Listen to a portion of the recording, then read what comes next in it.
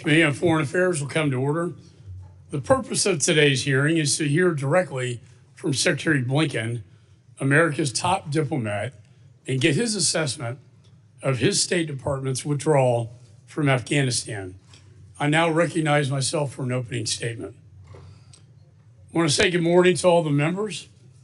As most of you know, this will be my last hearing as chairman of this very important committee that I say is the Committee of War and Peace. It goes back to the Continental Congress. Benjamin Franklin was the first chairman historically.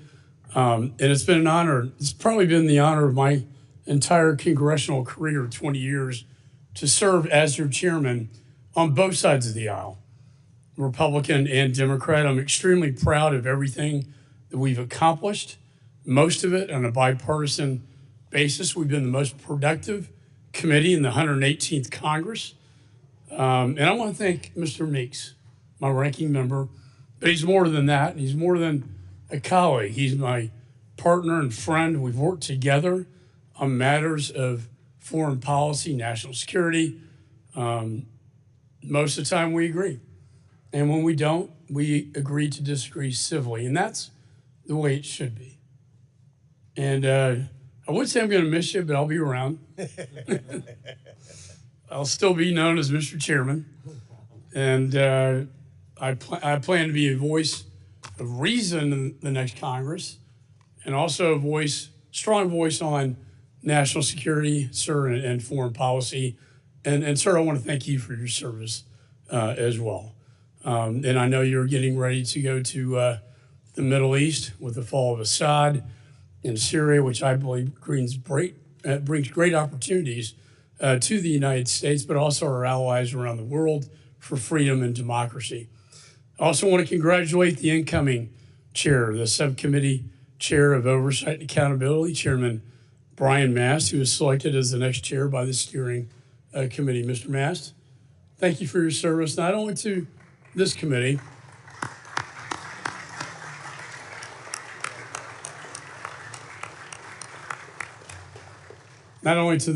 but to the nation, your service in Afghanistan, your sacrifice that we all know every time we see you. I pledge my support to you, and I hope we're going to work hand in glove in the next Congress to do good things.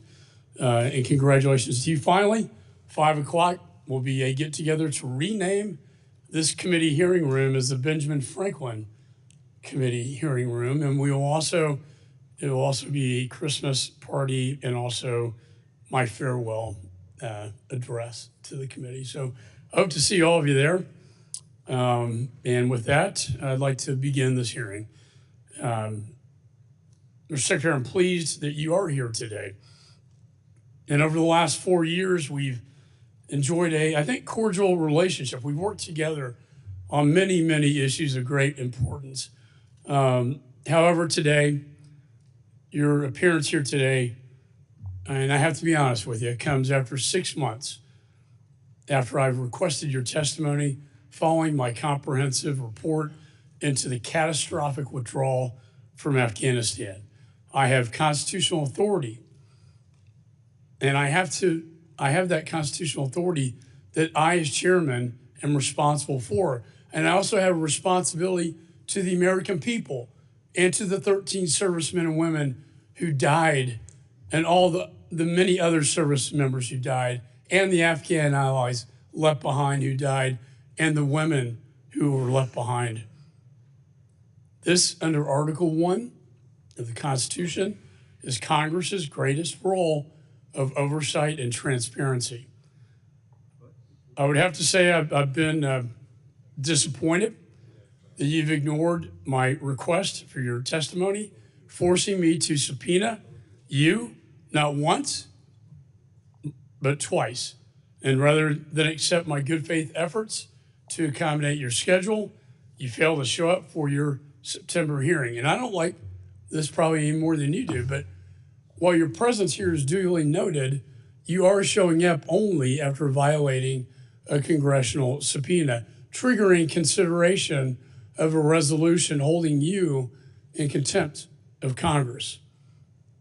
I've been more than accommodating during the process, but you and your staff have fought this committee every step of the way. The fact that you're here today on one of the last weeks of the 118th Congress clearly demonstrates my commitment to this critical issue, even in the face of persistent delays. You insist you have appeared before Congress 14 times, but the truth be told, that number is really misleading. You've not appeared once during my chairmanship to testify about the disastrous Afghanistan withdrawal before this committee. Twice you have appeared on the budget. And as the head of the State Department, it was your duty to appear before this committee to inform us about legislative solutions to the issues outlined in my Afghanistan report so that this never happens again. My only goal has been to work together with you, sir, to help prevent that such another catastrophic event, to prevent that from ever happening again. Instead, you prioritized this administration's political agenda, touting the failed withdrawal as a success. On April 14th, 2021, President Biden announced his decision to withdraw from Afghanistan, no matter what the cost. Go to zero were his words. As Secretary of State, you were entrusted with the protection of American interests and citizens overseas. You ignored the Taliban's violations of the Doha Agreement. You ignored objections by our NATO and Afghan allies. You ignored the security risk in keeping the U.S. Embassy in Kabul open, despite warnings from our top military advisors. You ignored the warnings of collapse by your own personnel, as evidenced by the July 2021 descent channel cable, one that I call a cry for help that was unanswered. And now, tragically, more than 3 years after this administration's disastrous withdrawal, you're finally here to take responsibility. Mr. Secretary, I've reviewed thousands of pages of documents produced in discovery by the State Department. I've conducted 18 transcribed interviews, led 8 hearings on the Afghanistan withdrawal. I do not take the issue of subpoenas lightly, but today's hearing in your department provided these only after the committee was forced to use its oversight powers. My comprehensive investigation reveals that President Biden's unconstitutional surrender to the Taliban, that you had plenty of opportunity to plan for the inevitable collapse of Afghanistan. Instead, even with the warning bells sounding loudly, ringing loudly, you denied the imminent and dangerous threats to American interests, American citizens, and our decade-long Afghan partners. All the while, the Taliban captured province after province on their march to Kabul. And rather than step up as America's chief diplomat, you delegated this responsibility. And as the Taliban Kabul was surrendered to the Taliban on August the 14th, 2021, you, sir, were vacationing in East Hampton, New York. I do not say that with delight. I say that as a fact. Mr. Secretary, to preserve optics, you sacrificed the safety and security of our service members, diplomats, citizens, and allies. You treated terrorists as diplomatic partners and created an environment ripe for chaos. And on October 26, 2021, an ISIS-K terrorist detonated a suicide bomb at the Hamid Karzai International Airport, murdering 13 heroic U.S. service members and over 170 Afghan civilians. My heart goes out to the Gold Star families, and I pray for them every day. Every day I've been chairman of this committee. It was the deadliest day for the United States presence in in Afghanistan since 2012. And the saddest thing, sir, is it did not have to happen. Mr. Secretary, it's time that we again remember the fundamental principles of diplomacy. Peace may only be obtained through strength. This catastrophic event was the beginning of a failed foreign policy that lit the world on fire. I welcome your testimony, and I hope we take the opportunity for you first to take accountability, and second, for us to move forward so this never happens again. As you are aware, we cannot fix a problem without first admitting that there is a problem. I've dedicated my tenure as chairman of this important committee on this very important issue, and your testimony here today will help guide the work of the next Congress and the incoming administration. The American people, the U.S. service members, the veterans, and most importantly, our Gold Star families who are present here today deserve better. They deserve your candor, commitment, and transparency. With that, the chair now recognizes the ranking member, Mr. Meeks. Thank you, Mr. Chairman. And let me first say to you that it has been a distinct honor, privilege, and pleasure of working with you. We've worked together now for over 4 years, 2 years of which I was the chair and 2 years of which you were the chair. And really, there's been no difference. Our relationship only intensified. We worked collectively together on behalf of the people of the United States of America. You're a man of integrity. You're a friend.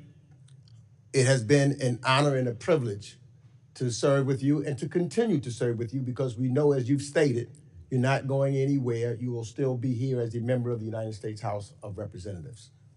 I appreciate the fact that we've always, even when we disagree, as we will disagree on this hearing, but we've always been able to talk about it, be honest with one another, and that's what's really important. You know, when you have honesty and truth and can talk, you can disagree, but it never becomes personal because of you and the character that you have. So I just have to say for the record that it's been an honor. You have been a fair chair, as well as when you were the ranking member, you have been a fair ranking member because you are a fair individual. That's who you are at the essence. And I want to also congratulate Mr. Mass, the incoming chair. And I look forward to working with you. There's no question in anyone's mind that you're loyal to the United States of America. You have done everything in the military and otherwise to represent this country. And I look forward to working with you come January 3rd or 4th when this committee resumes as the next chair of this committee, and look forward to working with you in the same manner that I've worked with Mr. McCall. Now, Thank you for those yes, kind words. yes. Now, I want to thank you, Secretary Blinken, for being here today. And I know that we want to get you out. There's a lot that's going on in Syria and around the world, and you will be leaving here or on a plane immediately post this here. So your departure will take you straight to the Middle East, where there's dealing with the related situations of Syria. But thank you for being here. And for me, Mr. Secretary, this will be, if I recall correctly, your 6th time being that you've joined us to provide testimony, including your appearance in September of 2021. You were the very first cabinet official from the Biden administration to testify to Congress immediately after our withdrawal from Afghanistan. And I will, even before you testified before the Senate, you were right here in the House to testify about that. And despite insisting that they needed to hear answers from you and repeatedly accused you of stonewalling, my Republican colleagues nevertheless released what I see as a partisan and misleading report on the U.S. withdrawal from Afghanistan in September that distorts the facts received in their own investigation from 16 State Department witnesses and thousands of pages of documents that you made available to us. Sadly, on this brand, as I have pointed out at every term and every hearing, the Republicans' so-called investigation has been nothing but a cudgel aimed at partisan politics, in my opinion, to claim now that it's aimed at a real and legislative purpose when I don't see any tangible. They have not introduced a single bill. There's not been a bill at all introduced from this investigation.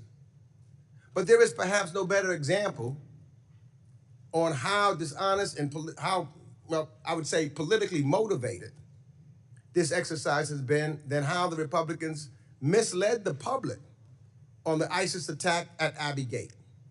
For months, Republicans publicly suggested the Abbey Gate bombing could have been prevented and that a Marine had a bomber in his sights.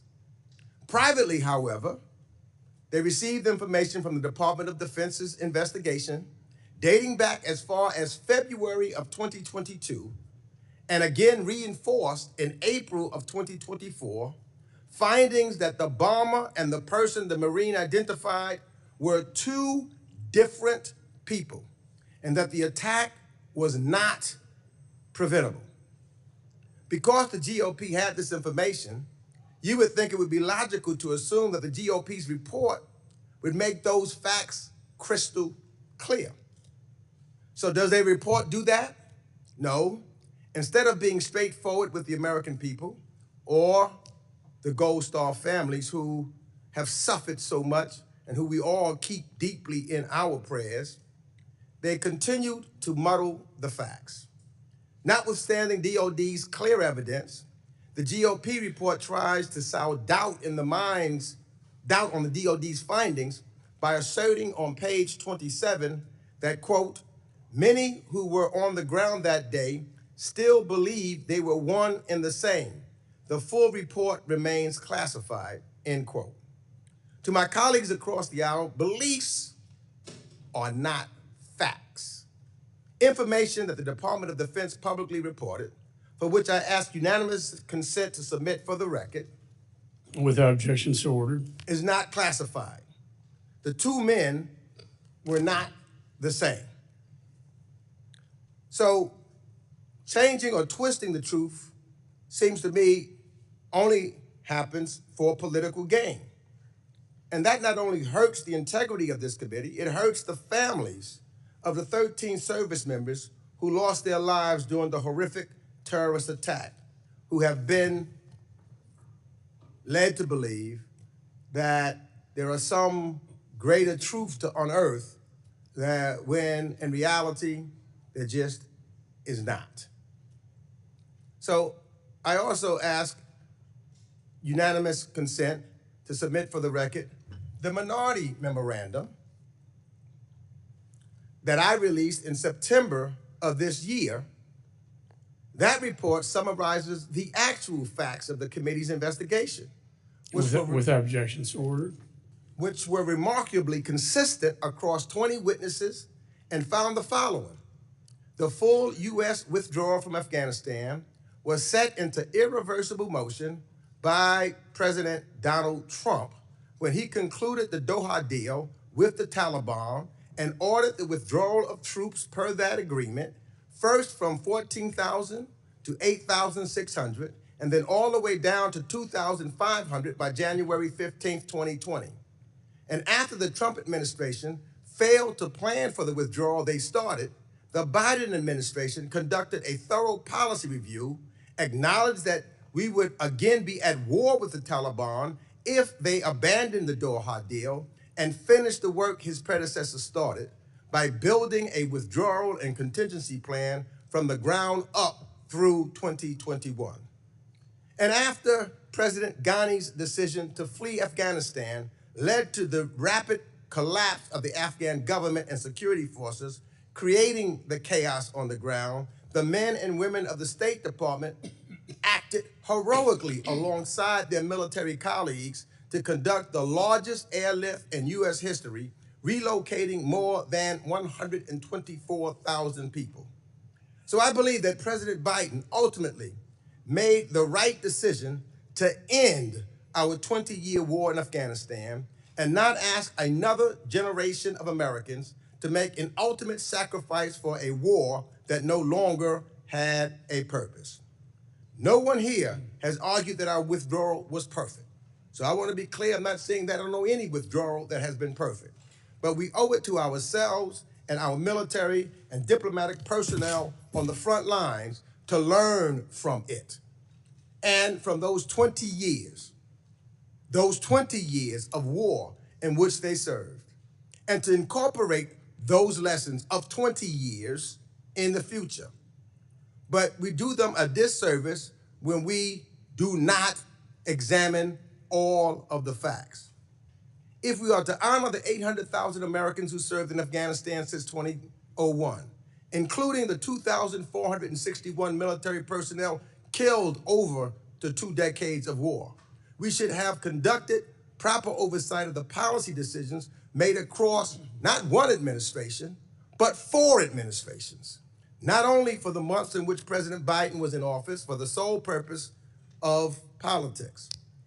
For the honest, bipartisan assessment, we will have to await the Afghanistan War Commission's report due in 2026, because what we have here today is not the true, complete fact-finding. In my estimation, it's politics. And finally, let me just say this, though. I want to conclude by thanking Chairman McCall for honoring a request that I made publicly. I asked that he publicly release all of the transcripts from closed-door interviews that were part of this Afghanistan investigation. And I asked the chairman to do the same for all other remaining transcribed interviews conducted as part of the committee's oversight investigation. And the American taxpayers pay for this work. I asked, and you responded, and you did cooperate and make them all public, and for that, I thank you. And with that, I yield back. I appreciate the ranking member's comments on that. I intend to release all of this to the American people. We are negotiating a interview with Jake Sullivan, the National Security Advisor. It may be in a classified setting. To the extent we can release that to the American people, we certainly will. I also want to state that there are 2 pieces of legislation currently in the National Defense Authorization that deal with this withdrawal from Afghanistan. One from me on having one point of contact, who's in charge, if you will. Another one by Warren Davidson on evacuation.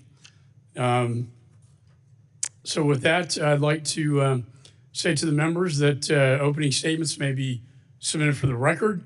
I want to welcome the 71st Secretary of State, Antony Blinken, someone I do have admiration for. We disagree on this one strongly, but we have traveled abroad. And at the end of the day, when we travel abroad, we're all Americans. But as you know, sir, I have issue with you over the handling of this matter, and I recognize you for your testimony here today.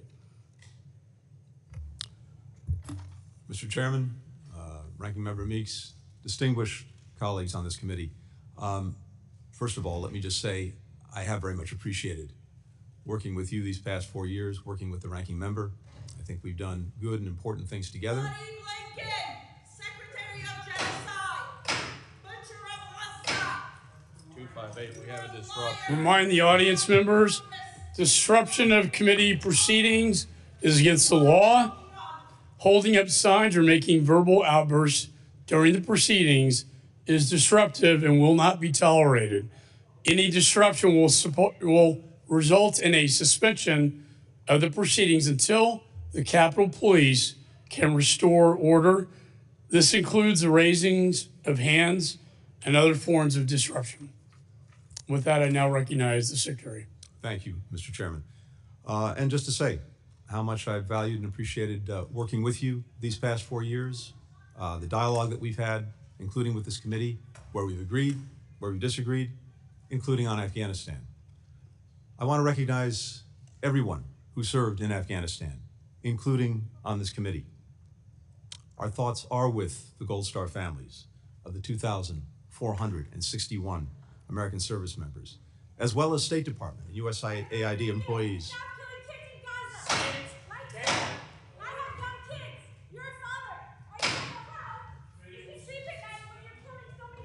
Committee will suspend while the Capitol Police restore order to this committee. The gentleman will continue. As I said, our thoughts are with all of the Gold Star families.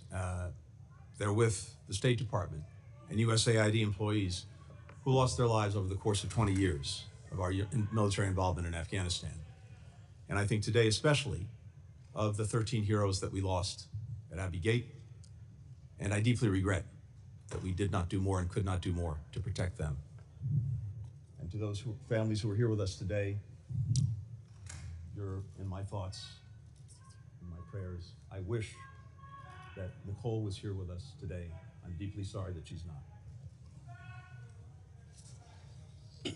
I'm also deeply grateful to the dedicated professionals from the State Department, from the Defense Department, from across the government, from civil society, other partners who did so much to support the people of Afghanistan over those 2 decades. You scum! The blood of your victims will stain. Committee will come to order. Will never let you forget. Committee will suspend while the Capitol Police restore order. Fucking slacker! Committee will come to order.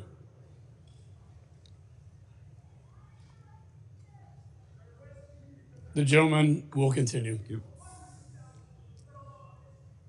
I'm here today to continue the department's extensive cooperation with this committee.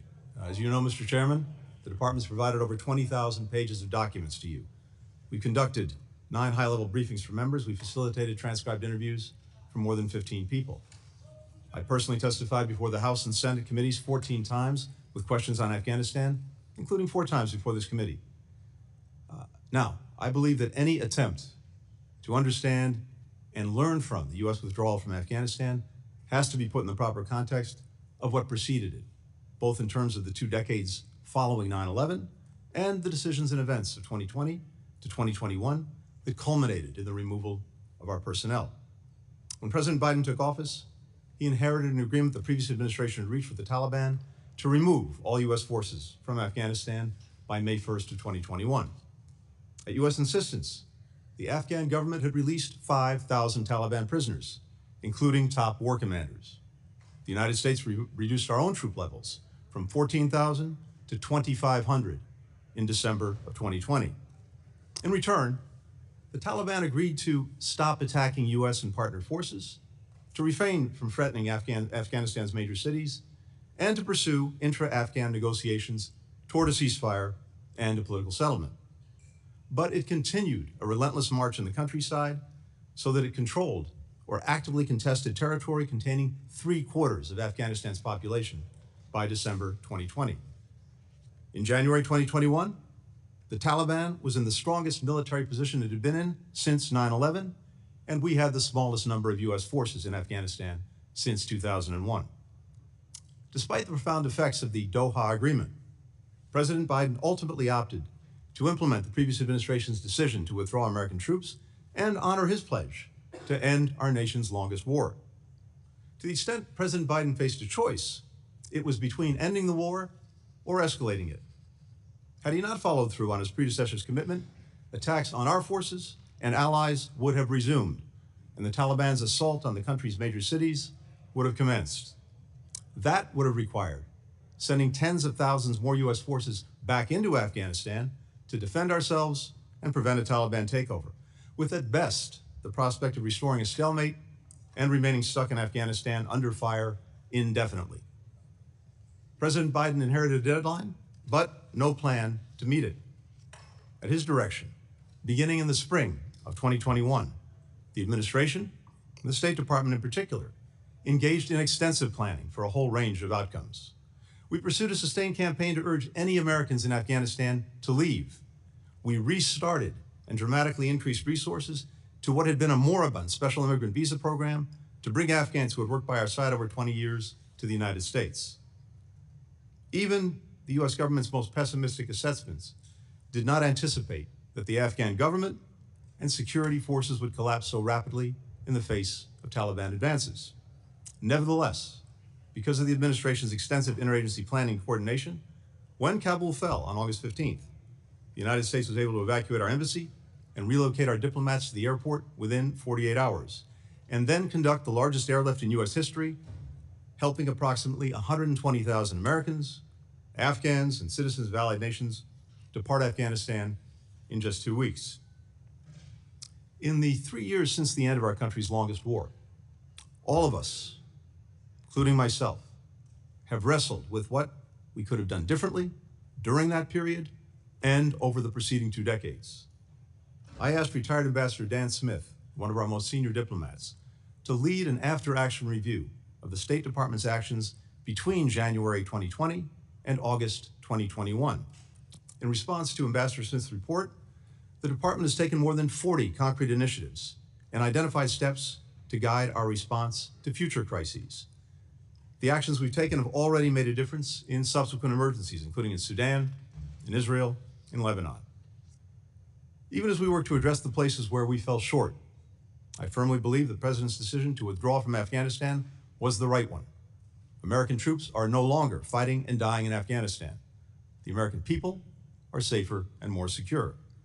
In fact, many of the most pessimistic predictions have been thoroughly disproven. We were told Afghanistan would once again become a haven for terrorists, and that, as the majority report contends, we would be all but blind to the situation on the ground. In fact, Al-Qaeda, the group that attacked us on 9/11, has not regrouped in Afghanistan. And in August 2022, we launched a precision strike in downtown Kabul that took out its leader, Ayman al-Zawahiri, with no American boots on the ground. We were told that our allies would no longer trust us. Well, having just returned from more NATO meetings in Brussels and my 20th trip to the Indo-Pacific as Secretary of State, it's clear that our alliances, our partnerships, are stronger today than they've been in a generation. You can see that in the more than 50 countries that we brought together to defend Ukraine against Russia's ongoing aggression, and in the unity of purpose and action that we built for contending with the challenges posed by China. We were told hundreds of Americans and Afghan partners would be left behind. Yet today, every U.S. citizen who told us that they wanted to leave during the evacuation has now had the opportunity to do so. And to those Americans who entered the country since August 2021 and have been detained by the Taliban, we will not rest until we bring you home. Since September 2021, the administration has resettled more than 185,000 Afghans. We've approved or welcomed to the United States more than 68,000 Afghans under the Special Immigrant Visa Program. That is nearly half of all of the SIVs issued since the program's inception in 2009. This is a profoundly difficult period for the Afghan people, especially Afghanistan's women and girls. But I believe the final chapter has not been written on Afghanistan. Just last week, I had the chance to be with many partners who supported the evacuation effort, including members of Congress. We were joined by a resilient and resourceful young woman who left Afghanistan in August 2021 and is now an aerospace engineering student at MIT. She aspires to be the first Afghan woman astronaut. In part because of our two-decade commitment to Afghanistan, there are many more women who have the opportunity to go to school, to connect with the wider world, to imagine a different life for themselves. And these women, their experiences, their hopes, will, I know, one day help pave a path to an Afghanistan where all people can actually choose their own futures. Thank you. Thank you, Mr. Secretary. I personally, and other members, we got 4 busloads of girls at the American School of Music out after Abigate, who are now in Portugal. They performed at Carnegie Hall and the Kennedy Center. But there are many women, unfortunately, who are now enslaved under Sharia law by the Taliban. I now recognize myself for questions. Mr. Secretary, in September of this year, your State Department's Inspector General revealed that Embassy Kabul, under your leadership, abandoned, quote, sensitive security assets, unquote, during the deadly Afghanistan evacuation. Those lethal assets included firearms, armored vehicles, and other weapons. Your IG concluded the embassy left them intact for the Taliban. And if that wasn't bad enough, documents, classified documents, many that I subpoenaed, also reveal that you left behind droves of the embassy's, again, classified documents to the Taliban. Your own diplomats described desperate attempts to burn documents on the rooftops and in the embassy while helicopters took off the embassy's roof, very reminiscent in my younger life of Saigon. All because the administration failed to prepare. Finally, your chief of mission kicked out the embassy's Afghan employees from HKIA, telling them to come back later, leaving them to the Taliban, who never made it back, who never survived, who we gave our trust to that we would protect them. You left weapons behind to the Taliban, classified documents to the Taliban. You left behind embassy employees to the Taliban. And now 3 years later, your own IG, Inspector General, concluded that your State Department has been unwilling and unable to learn from its mistakes. My question is, have you read the IG report and have you held your own State Department accountable? Mr. Chairman, first, with regard to the documents, we have in place at every embassy, including in Afghanistan, a process by which sensitive documents are destroyed in the event of an evacuation and shutting down the embassy. We began that process on August the 1st. And then when we got to August the 12th, before the collapse of Kabul, we proceeded with the emergency destruction of all of the remaining sensitive documents. And that process was complete by the 14th, the day before Kabul fell. That's a process that we engage in wherever we have an emergency, and that's exactly Well, reclaim my time. I mean, the fact is, they should have been evacuated long before. I mean, you were still negotiating as the Taliban entered Kabul. The embassy should have been, as the military advised you to do, evacuate that embassy. Let me ask you this. When President Biden announced his unconditional surrender to the Taliban on April the 14th, 2021, you demanded that Embassy Kabul remain open, no matter what the cost. Your personnel opposed that. In fact, they did so in a cable dissent that we were able to get from you in our discovery process, a cry for help.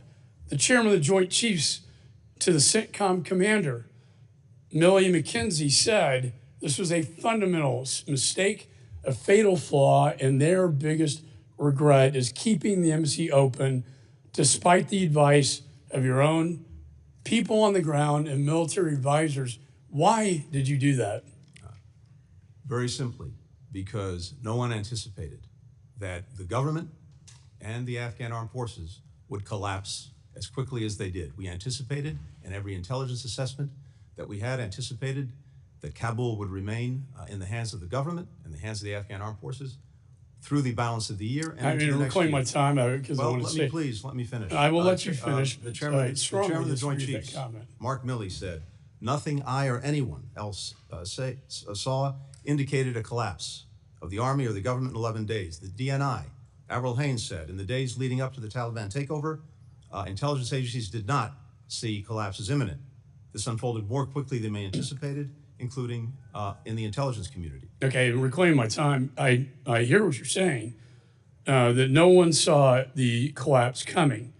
However, I've read the dissent cable, your embassy personnel, that you provided to me, that they sent to you in July before the collapse in 2021, warning of Afghanistan's imminent collapse, fearing for their safety. You personally read this, sir, and cleared it. Your Deputy Secretary, Brian McKeon, testified before this committee that you took no step to answer the cries for help. And as you know, Secretary of State, you have a responsibility to protect Americans and diplomats. Mr. Chairman, that's incorrect. Why did you ignore the cries for help? Why did you leave this embassy open? And finally, who was in charge? Was it you or Mr. Sullivan? Because it seems to me you delegated all your responsibility on this. You had very little to do with it, and it was Jake Sullivan and the National Security Council at the White House calling all the shots. However, under law, sir, you're the captain of the ship. Mr. Chairman, that's incorrect on a number of counts, as is the report that I've read.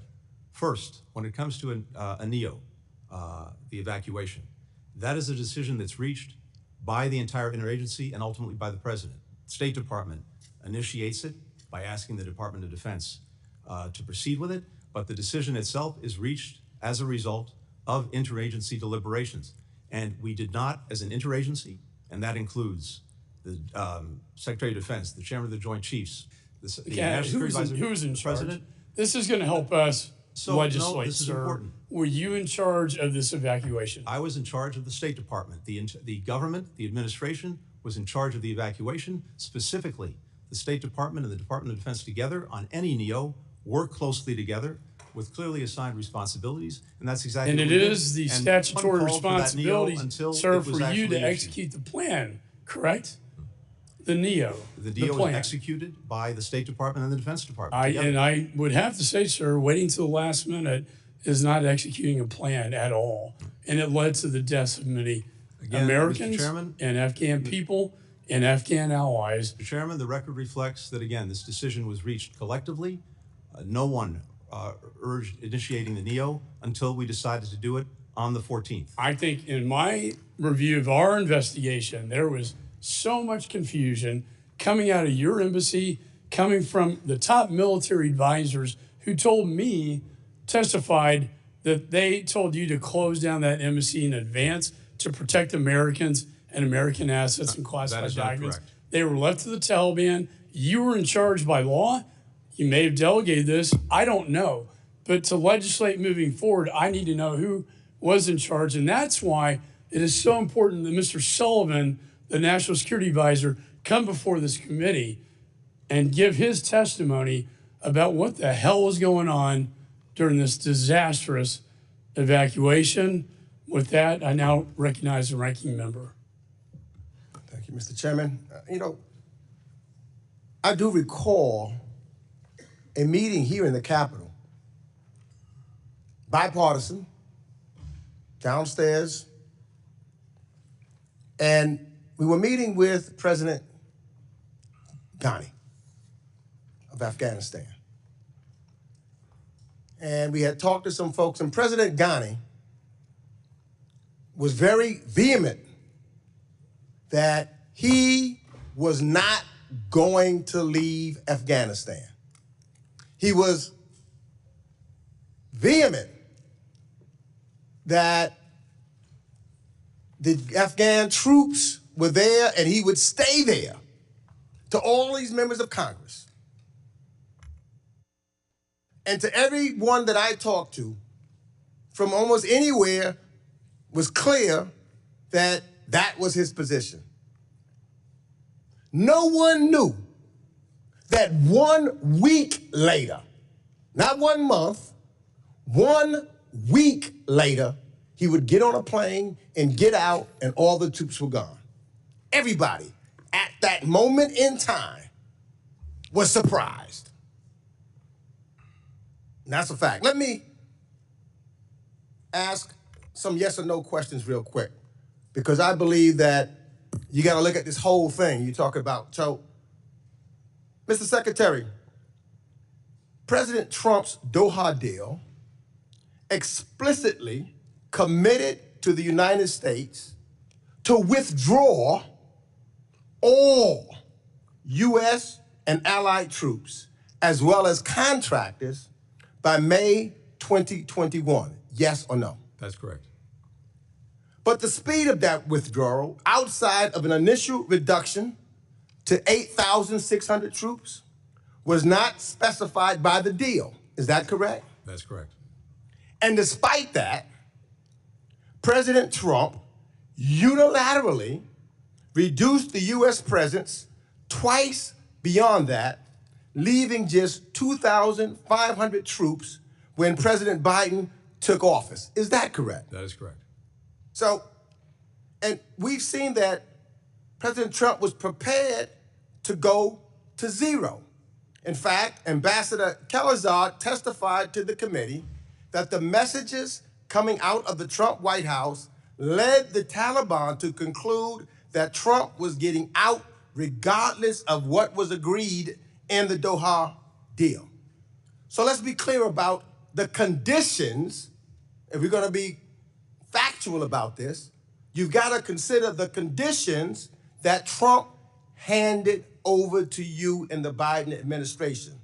a firm commitment for a total withdrawal with no allowance for a residual force or contractors, a limited number of troops on the ground, and no real prohibition or attacks on our Afghan allies. We've heard testimony from General Milley, Ambassador Khalilzad, and others that if we had tried to reopen the Doha deal, the Taliban would have resumed attacks against us. Do you agree, Mr. Secretary, with that assessment? Yes or no? I do. So that was the fundamental choice facing President Biden, to complete the withdrawal that was initiated by President Trump, or re-escalate the conflict. Is that correct? That is correct. So what do you think President Biden's decision to complete the withdrawal and end this so-called forever war gained us? It gained us an end to America's longest war. It gained us not having another generation of Americans going off to fight and die in Afghanistan. It gained us the opportunity to refocus and rededicate our resources to the challenges of this moment, from the Russian aggression against Ukraine, to the many challenges posed by China, to many other issues around the world where we were able to free up resources, free up focus, free up time. You just hit something, because just months after the withdrawal from Afghanistan, we did face a new threat, and that was Putin's illegal and unjustified renewed invasion of Ukraine in February of 2022. So yes or no, do you see any connection between Putin's re-invasion of Ukraine and the United States withdrawal from Afghanistan? No, on the contrary. I think our adversaries, including Russia, would have been delighted if we had doubled down and remained stuck in Afghanistan for another 20 years. Now, in 2008, we had, between Afghanistan and Iraq, about 200,000 forces deployed. You'll recall what else happened in 2008. Russia invaded Georgia. In 2014, we still had about 12,000 forces in Afghanistan. You'll recall what else happened in 2014. Russia, for the first time, invaded Ukraine. Because we were able to refocus our time, our resources, our efforts, we were able to build this coalition of more than 50 countries that has stood up to Russia's aggression. And I must say, the chairman has done a remarkable job over these last 3 years. I agree. We worked very closely, in that coalition. the chairman and I, in making sure Ukraine had everything that it needs. In fact, sometimes he was in front of me, and other times we went together, but he has been a champion on Ukraine. But the issue that I'm trying to make sure, and I think this is what you said, that the withdrawal from Afghanistan did not hinder our capacity or our credibility to lead our allies in a robust response to the invasion in Ukraine. That's correct? That is correct. As well as the withdrawal did not inhibit our relationships with our allies. That is correct. In fact, just the opposite. It may be my last question, your assessment of the strength of NATO and our alliances system today. Has the withdrawing from Afghanistan let us focus on the most urgent threats to global security? Yes or no? NATO is stronger, it's bigger, it's better resourced, it's more focused than it's ever been. The gentleman's time has expired. Let me just say, with the fall of Afghanistan, within months, Chairman Xi and Putin made an agreement at the Olympics in Beijing, and we saw satellite imagery of the Russian Federation moving towards Ukraine. I don't think that was by accident. That was by design. Putin saw weakness, and he took aggression, and he invaded Ukraine, and then the Ayatollah reared his ugly head in the Middle East, and Chairman Xi is on fire in a hot zone in the Indo-Pacific. With that, the chairman now recognizes the gentleman from New Jersey, Mr. Smith. Thank you very much. Pardon me, Mr. Chairman, and welcome, Mr. Secretary. I have a number of questions, and I've asked some of those in the past, and so I won't repeat those. But I chair the China Commission. I've chaired 105 plus hearings on human rights abuse in China, Xi Jinping's absolute malevolent behavior towards the Uyghurs, and all the other atrocities that are committed each and every day. But what concerned me with our, I believe, egregiously flawed exodus from Afghanistan was how dictators around the world, especially Xi Jinping, looked at that and his propaganda organs like the Global Times and said to the people of Taiwan, here's one editorial, why the US will abandon Taiwan eventually. Another one was Afghan abandonment is a lesson for the Taiwan's DPP. And when you read it, they're telling the people over and over again in Taiwan that America's resolve was questioned, is questionable, that we will leave them too. And I won't read the editorial, but editorials, because they are very, very disturbing. Dictators love weakness. They probe with bayonets, and if they can get away with something, they will. And I think the chairman is right when he talks about Putin as well. And you had said before how you thought they would be happy if we were bogged down for the next 20 years. But I look at it a different way. They look at how it was done. Yes, we were going to get out of Afghanistan, but the way we did it led to the loss of American lives, which we've seen the pictures again shown here. And we've all met with those families of those loved ones and countless numbers of Afghans. So the impact of this, can you at least admit that to the dictatorships of the world, they saw that and they saw it as weakness, and they go to avoid if they think there was one. Secondly, how many Americans are still in Afghanistan? And post-Exodus, how many were jailed, killed, tortured, left behind? I know that there was a lot of talk that we encourage people to leave, but we all remember that Reuters broke that story about how the president had, in a conversation with Ghani, had said very clearly that even if we have to make it up in terms of the situation, to project it as if it's better than it is, here's the way he put it. This is President Biden. And there's a need, whether it's true or not, there's a need to project a different picture. And that was done on July 23rd. So while we may admonish people to leave, they're listening to our own president who says there's a 300,000-man army, well-trained, but meanwhile, in back channel, talking on the phone to Ghani, he's saying, project a different picture. Very, very disturbing. I mean, we got to be truthful. Thank you. Two things on this. First, we engaged in a sustained campaign to get every American in Afghanistan who was still there to leave. 19 messages to that community between February and August. And by the time the evacuation took place, there were still about 6,000 Americans left in Afghanistan. Now, who are they? They're almost all dual citizens, almost all of whom, had lived, worked, had their families in Afghanistan for generations. And so you were still down to 6,000, despite every effort to get people to leave, including offering to pay for their travel. The airport remained open until August the 15th.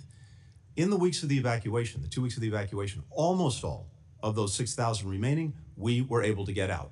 We were left with a few hundred on August the 31st.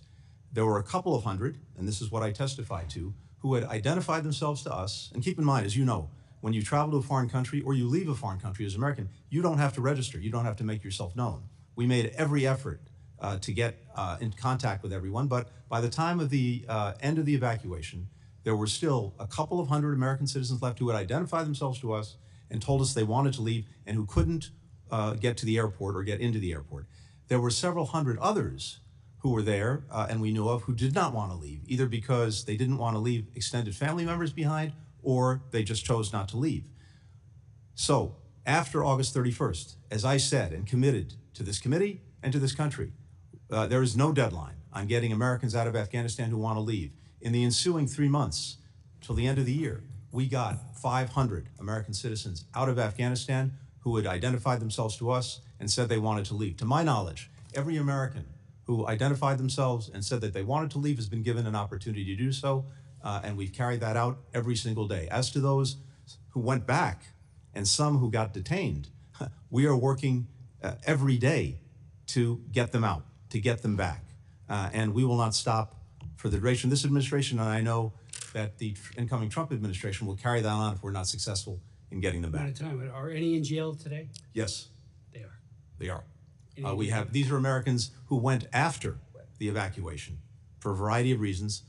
We're talking Gentleman's about time's 7 expired. people. I am going to keep the 5-minute rule to strictly because I want every member to be able to have time to ask questions. Chair now recognizes Mr. Sherman. Mr. Secretary, thank you for your service to our country. You bring up the fact that Americans in a war zone don't have to register with the embassy. I think we've talked in the past about requiring Americans in designated dangerous countries to register, and I look forward to working with your successor to do that, because you point out how difficult it is for the embassy and to deal with these situations. Before I get to Afghanistan, back in May, you agreed that you would look at designating the Popular Resistance Committees, the third biggest terrorist group operating in Gaza, as a terrorist organization. They are responsible for so many deaths, including 3 Americans. This committee voted for my bill to so designate them. Do I have your commitment that in the next 2 weeks, your department will make a decision as to whether to designate the Popular Resistance Committees a terrorist organization? If we can complete the work necessary to go into that, yes. I don't know if Well, I asked you to do it in May. How many years does it take? Well, as you know, there's a lot that goes into these designations. Making sure that we meet the law, and if we can complete that work, we will. When you were here in the past, I think you correctly told us you inherited a deadline. You did not inherit a plan. The gentleman from New Jersey argues that we should have stayed. But that's after Trump released 5,000 bloodthirsty terrorists. Had we stayed, would those terrorists, including the current head of Afghanistan, who was also released by Trump, been able to, would they have been willing to risk the lives, every one of those 5,000 risk their lives in order to kill as many Americans as possible? That seems highly likely. I can't speak to every one of the 5,000, but certainly many of them went back to the fight. So we we went into Afghanistan. We drove Al Qaeda out. We accomplished something in the George W. Bush administration. In Obama administration, we killed bin Laden. We stayed in Afghanistan for the whole Trump administration. 63 of our best and died. 57 came back without the president bothering to be at the ceremony with their return. The question is, did we accomplish anything during the Trump administration? Did we get a better deal in 2020 than we could have gotten in 2017? Now, the deal we got in 2017 was total surrender. The only requirement was that the Taliban not be a center for international terrorism. They have that obligation anyway. They did not commit themselves to protecting our troops on the way out or our embassy on the way out. And moreover, the Taliban is not in violation of the Trump agreement when they hold 12-year-old girls as sex slaves, kill every LGBT person they can, kill any Afghan that converts to Christianity. So the deal was the weakest ever, and it had no enforcement. So couldn't we have gotten that same deal in 2017? And would 63 more American soldiers be alive if we had done that then? Look, in fairness, I think we have to ask ourselves about our ongoing presence in Afghanistan after we got bin Laden. We had dismantled Al Qaeda. We'd removed it as a threat. We got the leader, the guy who attacked us. So if we got something, we need to look back at this entire period. But clearly the Trump years, 4 years of death of American troops, and we accomplished absolutely nothing. We signed an agreement under which the Afghan government is free to use 12-year-old girls as sex slaves and to kill those who convert to Christianity. Some 11 to $13 billion of U.S. weapons were sent by Trump and scattered all over Afghanistan. And this committee has put forward the idea that we should have somehow collected those weapons from men who wanted to keep them and who were armed with those weapons. Could we have accomplished that without any significant American casualties all over Afghanistan collecting the weapons? No, we could not. Would there have been hundreds of American casualties in your estimation? I can't give you a number, but certainly there would have been casualties. I yield back. gentleman yields, let me announce also that Mr. Sullivan, National Security Advisor, has agreed to testify before this committee on December the 17th at noon. And I insisted on behalf of the members that all members be able to participate in that briefing. Chair now recognizes the gentleman from South Carolina, Mr. Wilson. Thank you very much, Chairman Mike McCall, and thank you for your 4 years of leadership on this committee. It's just been so effective for the American people. And then we all know that Chairman Brian Mast-Elect will do an excellent job continuing the tradition of serving the American people. And what an exciting time in history that as we face such positive changes with the removal of dictator Assad from Damascus, what can occur and what needs to occur. But sadly, the Assad departure and anything that's been positive was despite the Biden administration. Because, hey, until last week, there was an effort to try to some level of normalization with Assad, which is, but that's not what we're here today. But it's a continuation, and that is the Biden administration's surrender in Afghanistan has actually set the stage for foreign policy disasters around the world, with mass murder shamelessly being conducted around the world. Our allies who stood with us for decades watched as the Americans capitulated to terrorists, creating safe haven for terrorism, and abandoned allies. It was so incredible that this catastrophic decision of was the worst ever for American military and national security.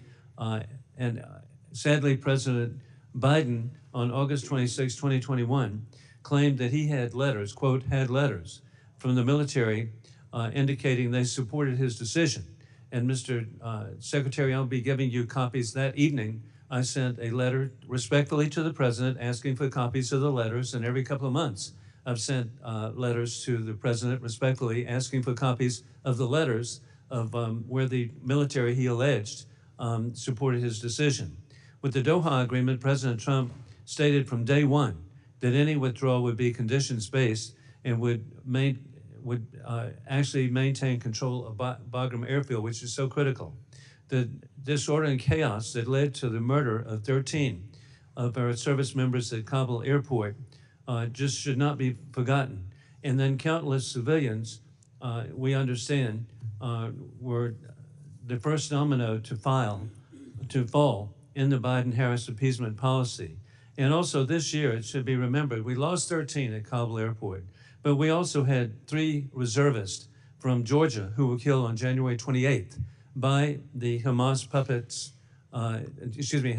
puppets of Iran, and 60 were injured, and many with traumatic brain injury. It's just heartbreaking to think of the loss of life and the lifelong injuries that people will have. Today in Afghanistan, women have effectively been banished from public life, unable to speak in public or hold any job, including nursing. And I still cherish seeing little girls. I visit Afghanistan very frequently to see little girls going to school with their jeeps or whatever, and then little guys going to school with something not indigenous to people of Afghanistan, and it was baseball caps. And so that doesn't occur now. Terrorists have a free rein to regroup and work with their backers to coordinated additional attacks on American families. As we know, the FBI has said attacks are imminent. History reminds us that when America withdraws from the world, our enemies fill the vacuums. We now face a war that we did not choose, of dictators with rule of gun invading democracies with rule of law. It began February 2022, when war criminal Putin invaded Ukraine. And then on October 7, Iran, through its puppet Hamas, invading Israel. And we all see that the risk that we have, and it's personal to me, Mr. Secretary, my appreciation of the people of Afghanistan. I was grateful to serve with the late Sheila Jackson Lee as co-chair of the Afghan caucus. And we met with so many wonderful people who, it's bipartisan, our concerns. And then I'm grateful my former National Guard unit, 218th Mechanized Infantry Brigade of the South Carolina Guard, served for a year under General Bob Livingston.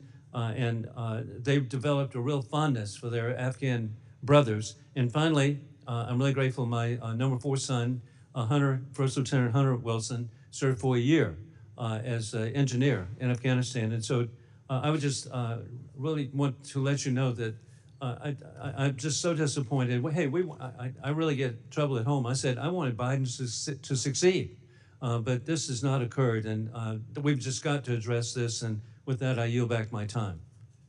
Gentleman yields. The chair recognizes Mr. Connolly. Thank you, Mr. Chairman, and thank you for your tenure and for your friendship and decency serving as chairman of this prestigious committee. I'd like to put a picture up which seems to suggest, Mr. Secretary, that the Republican narrative is correct about you. There you are with a prominent Taliban negotiator. Do our tech people have that picture? Well, I have it here. Isn't that you with the Taliban negotiator, Mr. Secretary?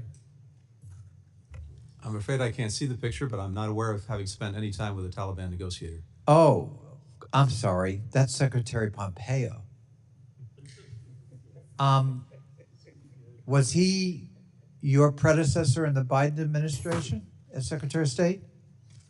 In the Biden administration? No, he was my predecessor in the previous administration, the Trump administration. The Trump administration. And there he is in Doha with the chief Taliban negotiator. I guess I got that wrong. Well, Mr. Secretary, all things seem to flow from Doha. Secretary Pompeo and President Trump appointed a chief negotiator on behalf of the United States for the negotiations in Doha. What was his name? Zal Khalilzad. Ambassador Khalilzad, and he, of course, testified before this committee, and I can remember an exchange with him in which I expressed deep concern about the direction of the U.S. posture and the ramifications with allied Afghans who would work for us or work with us, and women. And he kind of brushed them off at the time. Tell us about the details of the agreement he forged in Doha. What were the chief elements of that?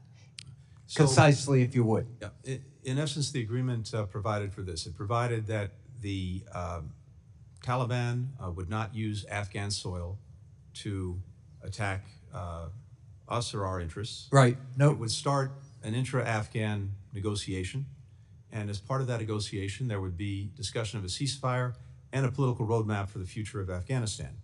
And during the time between the agreement and the commitment that we made as part of the agreement to leave Afghanistan by May 31st.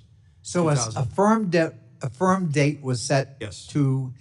for all U.S. troops to get out. Is that All correct? U.S. troops were to be out by May 31st. In the meantime, 5,000 prisoners were released from Taliban prisoners. And as released Mr. from Sherman Afghan points troops. out, among those 5,000 were terrorists, fighters, and people who returned to the battlefield against the Afghan government, which That's correct. allegedly we were supporting at the time. Now, speaking of that Afghan government, were they in Doha at the negotiating table as equal partners? They were not.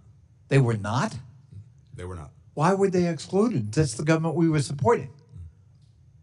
I can't answer that. I wasn't there at the time, but they were not. Well, if the government we're supporting is not allowed to have a voice at the peace negotiations where a deal was in fact agreed to by the United States, could that conceivably undermine confidence in that government and by that government in itself in terms of its future? Yes, and indeed, I think General McKenzie has testified to exactly that point, that Doha created a tremendous crisis in confidence and about the future for the Afghan government and presumably to some extent for the Afghan security forces themselves. Could it also have a morale effect on the Afghan military that we were training and equipping to, in fact, fight the Taliban? Yes, it could.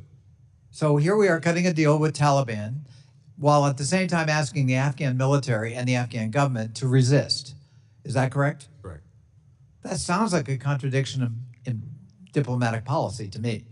That's kind of hard to follow, and it seems to me that we, by agreeing to that in the Trump years with Secretary Pompeo, your predecessor, and Ambassador Khalilzad, we actually set in motion an untenable but probably irrevocable kind of, folding of events. Is that a fair statement, do you think? Once the deadline was there, all troops out by May 31st of 2021, and as part of that, an agreement from the signing of Doha to that date, not to attack U.S. forces, but with the obvious conclusion to be drawn from that, that if that deadline was not respected, the Taliban would resume its attacks on U.S. forces, on partner forces, and its attacks on the cities. So in other words, Mr. Secretary, we cut a deal to get out and cut our losses at the expense of the Afghan government, the Afghan military, and ultimately the Afghan people.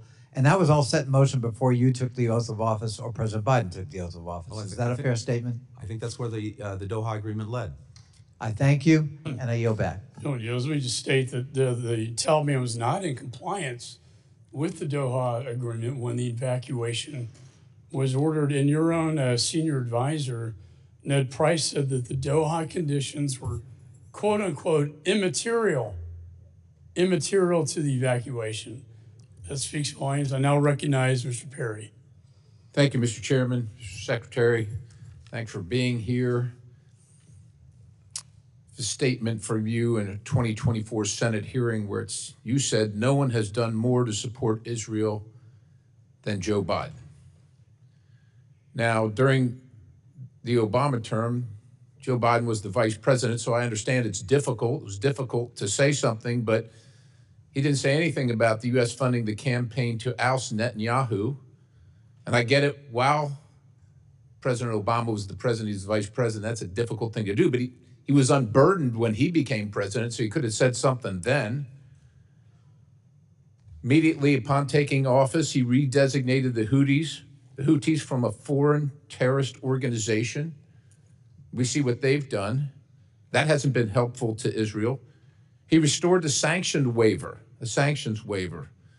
I remind everybody that Iran exports are at a 5-year high with 3.4 million barrels being sold every day, funding their terrorist activities all across the globe. The president made a red line for Israel going into Rafah to defend itself, withheld arms shipments to Israel so it couldn't defend itself, continually calls for Israel to lay down its defenses in demanding a ceasefire, continues at this time to undermine Netanyahu in this time of war.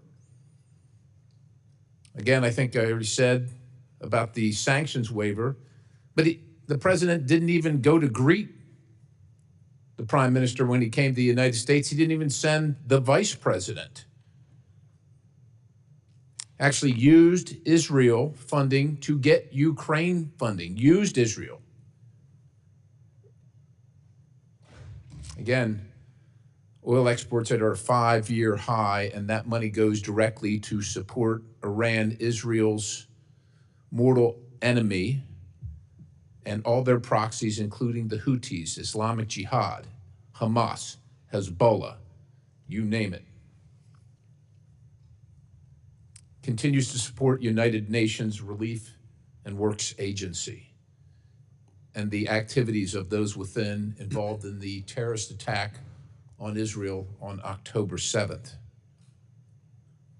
That's just a few things that I quickly found, knowing that you would be here, Mr. Secretary, and you said no one, starting with President Biden, has done more to make sure they have what they need to defend themselves from Hamas, to deal with the threat Hamas poses. And that's also from a 2024 Senate hearing, Mr. Secretary.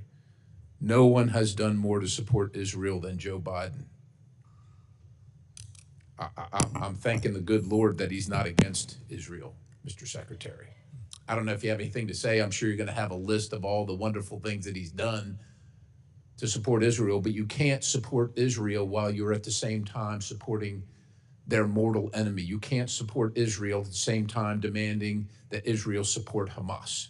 You can't support Israel when you're allowing Iran access to billions of dollars used to fund terrorism, not only in Israel, but around the globe, threatening not only Israel, our greatest ally, but also the United States of America and its interests abroad.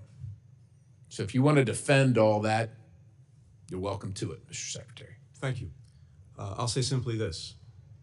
When Israel was attacked on October the 7th, the President of the United States rushed there, the first president to go to Israel during a time of war.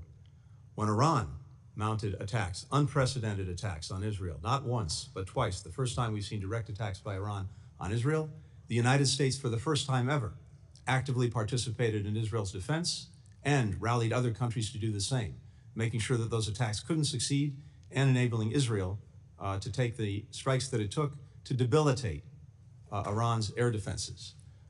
If you want to go back more years than that, the Memorandum of Understanding, the 10-year Memorandum of Understanding that provides the money for Israel's defense, that was negotiated by President Obama, and Joe Biden was a lead in that effort to get it. And as a result, the equipment, the munitions, the arms that Israel has had, as a result of that agreement, have enabled it to deal with Hezbollah, to deal with Hamas, to deal with Iranian-aligned If I may, militias, sir, to in the deal with remaining Iran. 10 seconds, if this president were on both sides of this war providing Iran all that it has provided, maybe those people in Israel that died on October 7th would still be alive. I yield. That is simply incorrect. And Gentleman I'm sure- yields. Chair recognizes Mr. Keating. Thank you, Mr. Chairman. First to Gold Star families that are here, I appreciate your being here. Everlasting gratitude for your sacrifice. I come from a Gold Star family, and in my own family, even decades afterwards, the members of my family went back through military records and years-long painstaking research just to find out exactly what happened to him as he was killed serving our country. And I understand the need for that, and hope that you take advantage of what the ranking member has submitted, take advantage of what is there publicly, and I hope there's further opportunity to declassify, because it's important, as it was to my own family, to get the facts, not just beliefs about exactly what happened. So, Secretary, thank you for being here in your last hearing. I want to thank you for your selfless public service, your integrity, your personal sacrifice. I came across some, I was researching Budapest agreements the other day, just trying to get more detailed information, including our obligation to Ukraine in those agreements to defend aggression that they had. And the name that kept cropping up through the whole research was your father. And I know your father would be very proud of your service.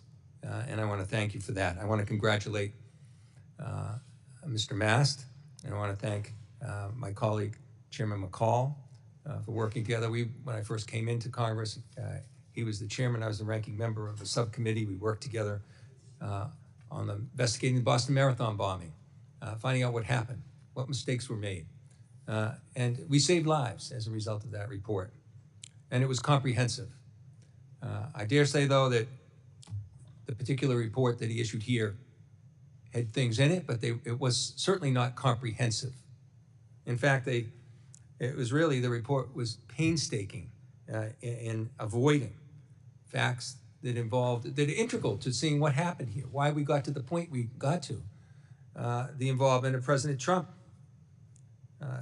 He had committed the United States to a full, date-certain withdrawal in a deal he negotiated with the Taliban, as we've heard, without the Afghan government even being part of that, without discussion of rights of women or children in Afghanistan, forcing the Afghan government to release 5,000 Taliban fighters back into the battlefield before a final withdrawal. These are the things that should be looked at in a comprehensive report if we really want to get to the answers. And sadly, it's lacking here. In that time frame, too, something we should draw attention to is when President Trump unilaterally did this, he left out his own military people when he announced that. He left out senior officials in his own office, and he left out our allies who were fighting in this battle in communicating to them. So I'd just like you briefly to talk about the importance, for the first time under Article 5, and the importance of NATO. Our allies came, and the only time, came to our assistance in fighting this war. I visited them in Afghanistan, along with our own troops. So could Could you talk to the importance of that NATO alliance, how important it was in this, how important it is in the future? Thank you very much, Congressman, and thank you for the reference to my father. I deeply appreciate it. As you said, the first time, the only time Article 5 has been invoked was in defense of the United States after 9/11. And NATO allies came far and wide to join us in Afghanistan in dealing with al-Qaeda, in dealing with bin Laden, in dealing with the people who attacked us and attacked democracy on that day. And that's something we'll forever be grateful for. I'm very proud of the fact that as we leave office, that alliance is stronger, bigger, and better resourced than it's ever been. When we took office of the allies, only 9 were meeting the pledge that had been made in 2014 to dedicate 2% of GDP to defense. Now, 23 allies are meeting that pledge, and the remainder are en route to do so. We have 2 new allies in Finland and Sweden, making the alliance stronger and more effective. And I'll just say this in conclusion. I think what the American people need to understand about the alliance, and I understand it's easy to forget, is what makes it so unique and why it's so important going forward. When countries came together to join NATO, they made this commitment under Article 5 that an attack on one is an attack on all. And that means that any would-be aggressor thinking about attacking any one of these countries knows that if they attack one, they've got to take them all on. That is the best way to prevent war in the first place. It's the best way to deter aggression. It's the best way to make sure that we don't have a world of conflict. Americans don't want to be at war. NATO has been the best guarantor that we can have of making sure those wars don't happen in the first place, but if they do, that we are not fighting them alone. Thank you so much. Gentleman's time has expired. I will agree, and Mr. Meese and I, that NATO has never been more united or stronger, and I do think Mr. Putin had a strong role. The chair now recognizes Mr. Mast. Thank you, Mr. Chairman. Now, sometimes we speak about decorum in here, and I would say that it doesn't take a 4-letter word to violate decorum. We insult every single person that served when we come in here and we say words like, we're sorry that the Afghanistan withdrawal was not exactly perfect, but maybe we could have done a few things. That is a violation of decorum against every person that put on a uniform. And this place absolutely lives up to being a swamp when we try to cover up the fact that 26 of your diplomats told you directly that if you continued down the path that you were going, that it was going to be a disaster. And we should not be covering that up. I want to talk about a couple of things today. You are our top diplomat. That's not in dispute. Have you been in Afghanistan since 13 American service members were murdered? No, I have not. Have any of your staff visited the U.S. Embassy in Afghanistan since that day? We've had people in Afghanistan. I do not believe they visited the embassy. Do you know who is currently residing in our embassy? The embassy is obviously not under our control. We don't have the ability, not being in Afghanistan, to control it. Do you have any information on anybody that has spent any time residing in our embassy since our departure? No doubt if we do, or in any event, the intelligence community does, and I'm happy to share that as appropriate. Yet, we are still giving the Taliban tens of billions of dollars. There's an American citizen out there literally woke up this morning losing 30% of their paycheck, and a good percentage of that is going to the Taliban or other programs abroad. And this is something that we all need to think about, and we will be thinking about deeply for the next 2 years. There's a joke that's made often out there about kids going to college to learn basket weaving, and what a joke that would be. But the United States right now is literally sending tens of millions of dollars to the Taliban, 14.9 million to be exact, to teach Afghans how to do carpet weaving. Let's think about that. We are giving $280 million to the United Nations to do cash transfers for food in Afghanistan. Yet we're not sending an ear of corn from Iowa, a sack of potatoes from Idaho, or a cucumber or an orange from Florida. And that discounts the fact that there's no American tonnage going through our ports to send those things out of here either. It's just cash transfers. Another line item, these are directly from CIGAR reports. $75 million to teach Afghan women to be farmers. I don't believe that we spend $30 million in the United States of America to teach women to be farmers. My colleague, Mr. Wilson, brought up that they can't even dance in the streets or speak to one another or go to school. I'm not sure that we can trust that that $75 million is being used to teach them agriculture. And as you pointed out, we don't have any diplomats on the ground to confirm the validity of these programs. Here's one that I was entirely curious about, and maybe you could explain it to me. $3.5 billion transferred to the Afghan fund that is tended to protect the macro financial stability on behalf of the Afghan people. What the hell does that mean? Can you tell me? I don't know. That's a bunch of gibberish to me. Happy to address all of this, Congressman. Thank you. I'll give you one more. Okay. Before you address it. Please. Even worse, by the numbers, we spent $9 billion to resettle 90,000 roughly Afghan refugees here since the fall of Afghanistan. My simple army math tells me that's about $100,000 a person. That's absurd. So my question for you, we do not even have an embassy in Afghanistan. We have no diplomats there. What are we doing giving them $1?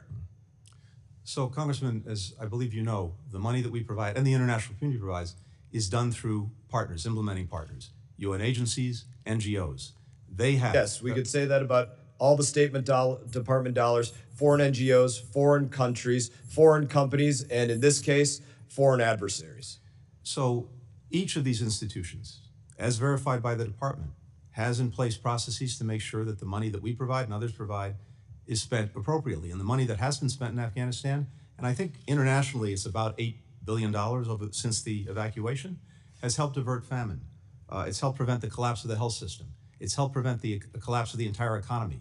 It's helped avoid bringing even more disaster Mr. on Secretary, people who are suffering. You know for a fact that people literally, especially outside of this country, they directly lied to us. Your people had to come back and correct, hey, it turns out we were in fact spending $500,000 to expand atheism in Nepal through the third-party implementer of Humanist International. They were lying to us. They didn't show us the exact slideshow that they put together for $500,000 and all this. They lied to us. We have no eyes on the ground, and I would simply close with this. We do not even have an embassy there. We have no business putting $1 into that place. Well, I yield back. And I respectfully disagree. I think that the work that we have done through these partners and many other countries have done has saved many, many lives in an incredibly difficult situation. Gentleman's and time of the has money expired. that has Chair been now provided. recognizes Mr. Castro. Thank you, Chairman. Secretary Blinken, welcome, and thank you for being here today, and thank you so much for your testimony and for your years of service as Secretary of State to our country. And speaking of refugees, before I get to the question, I want to note that my city of San Antonio, my hometown, and the place I represent, is home to a growing and vibrant community of Afghan Americans, many of whom are from the Khost province and fled Afghanistan following the Taliban takeover of the country. I appreciate the work the State Department and other government agencies and nonprofits have done to help them adapt to their new lives in the United States. I wanted to ask you a question about the 2001 AUMF. Secretary Blinken, one of the legacies of the Afghan war is the 2001 authorization for the use of military force, which authorizes military force against al-Qaeda. This law continues to be enforced 23 years after it was first enacted and has been used by this administration for military action across the world. In a sense, the war that began on 9/11 will not end as long as this authority continues to be in use, and our nation remains at war across the world with little transparency for the American people. While much of this is reported to the Congress, too much remains classified and unavailable to the American people. The Obama administration, in which you served, released in its final days a comprehensive legal and policy framework on the use of military force.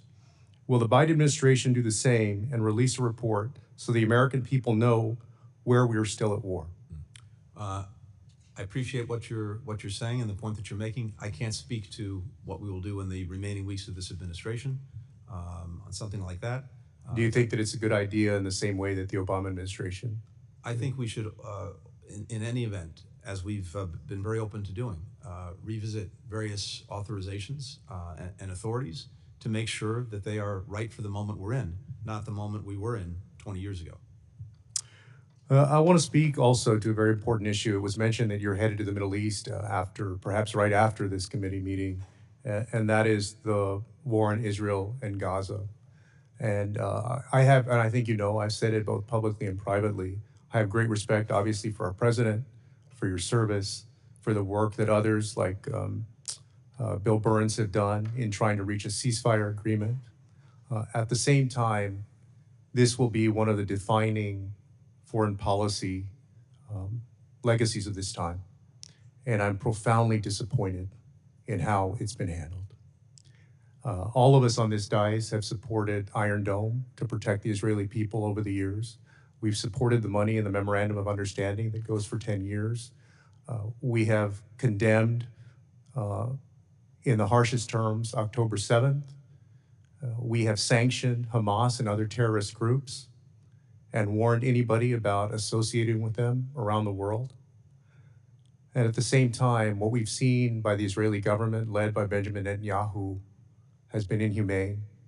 In fact, it's amounted to war crimes. When an army targets civilians in refugee camps, in hospitals, in schools, in churches, in religious institutions, and does it repeatedly over and over again, those are war crimes.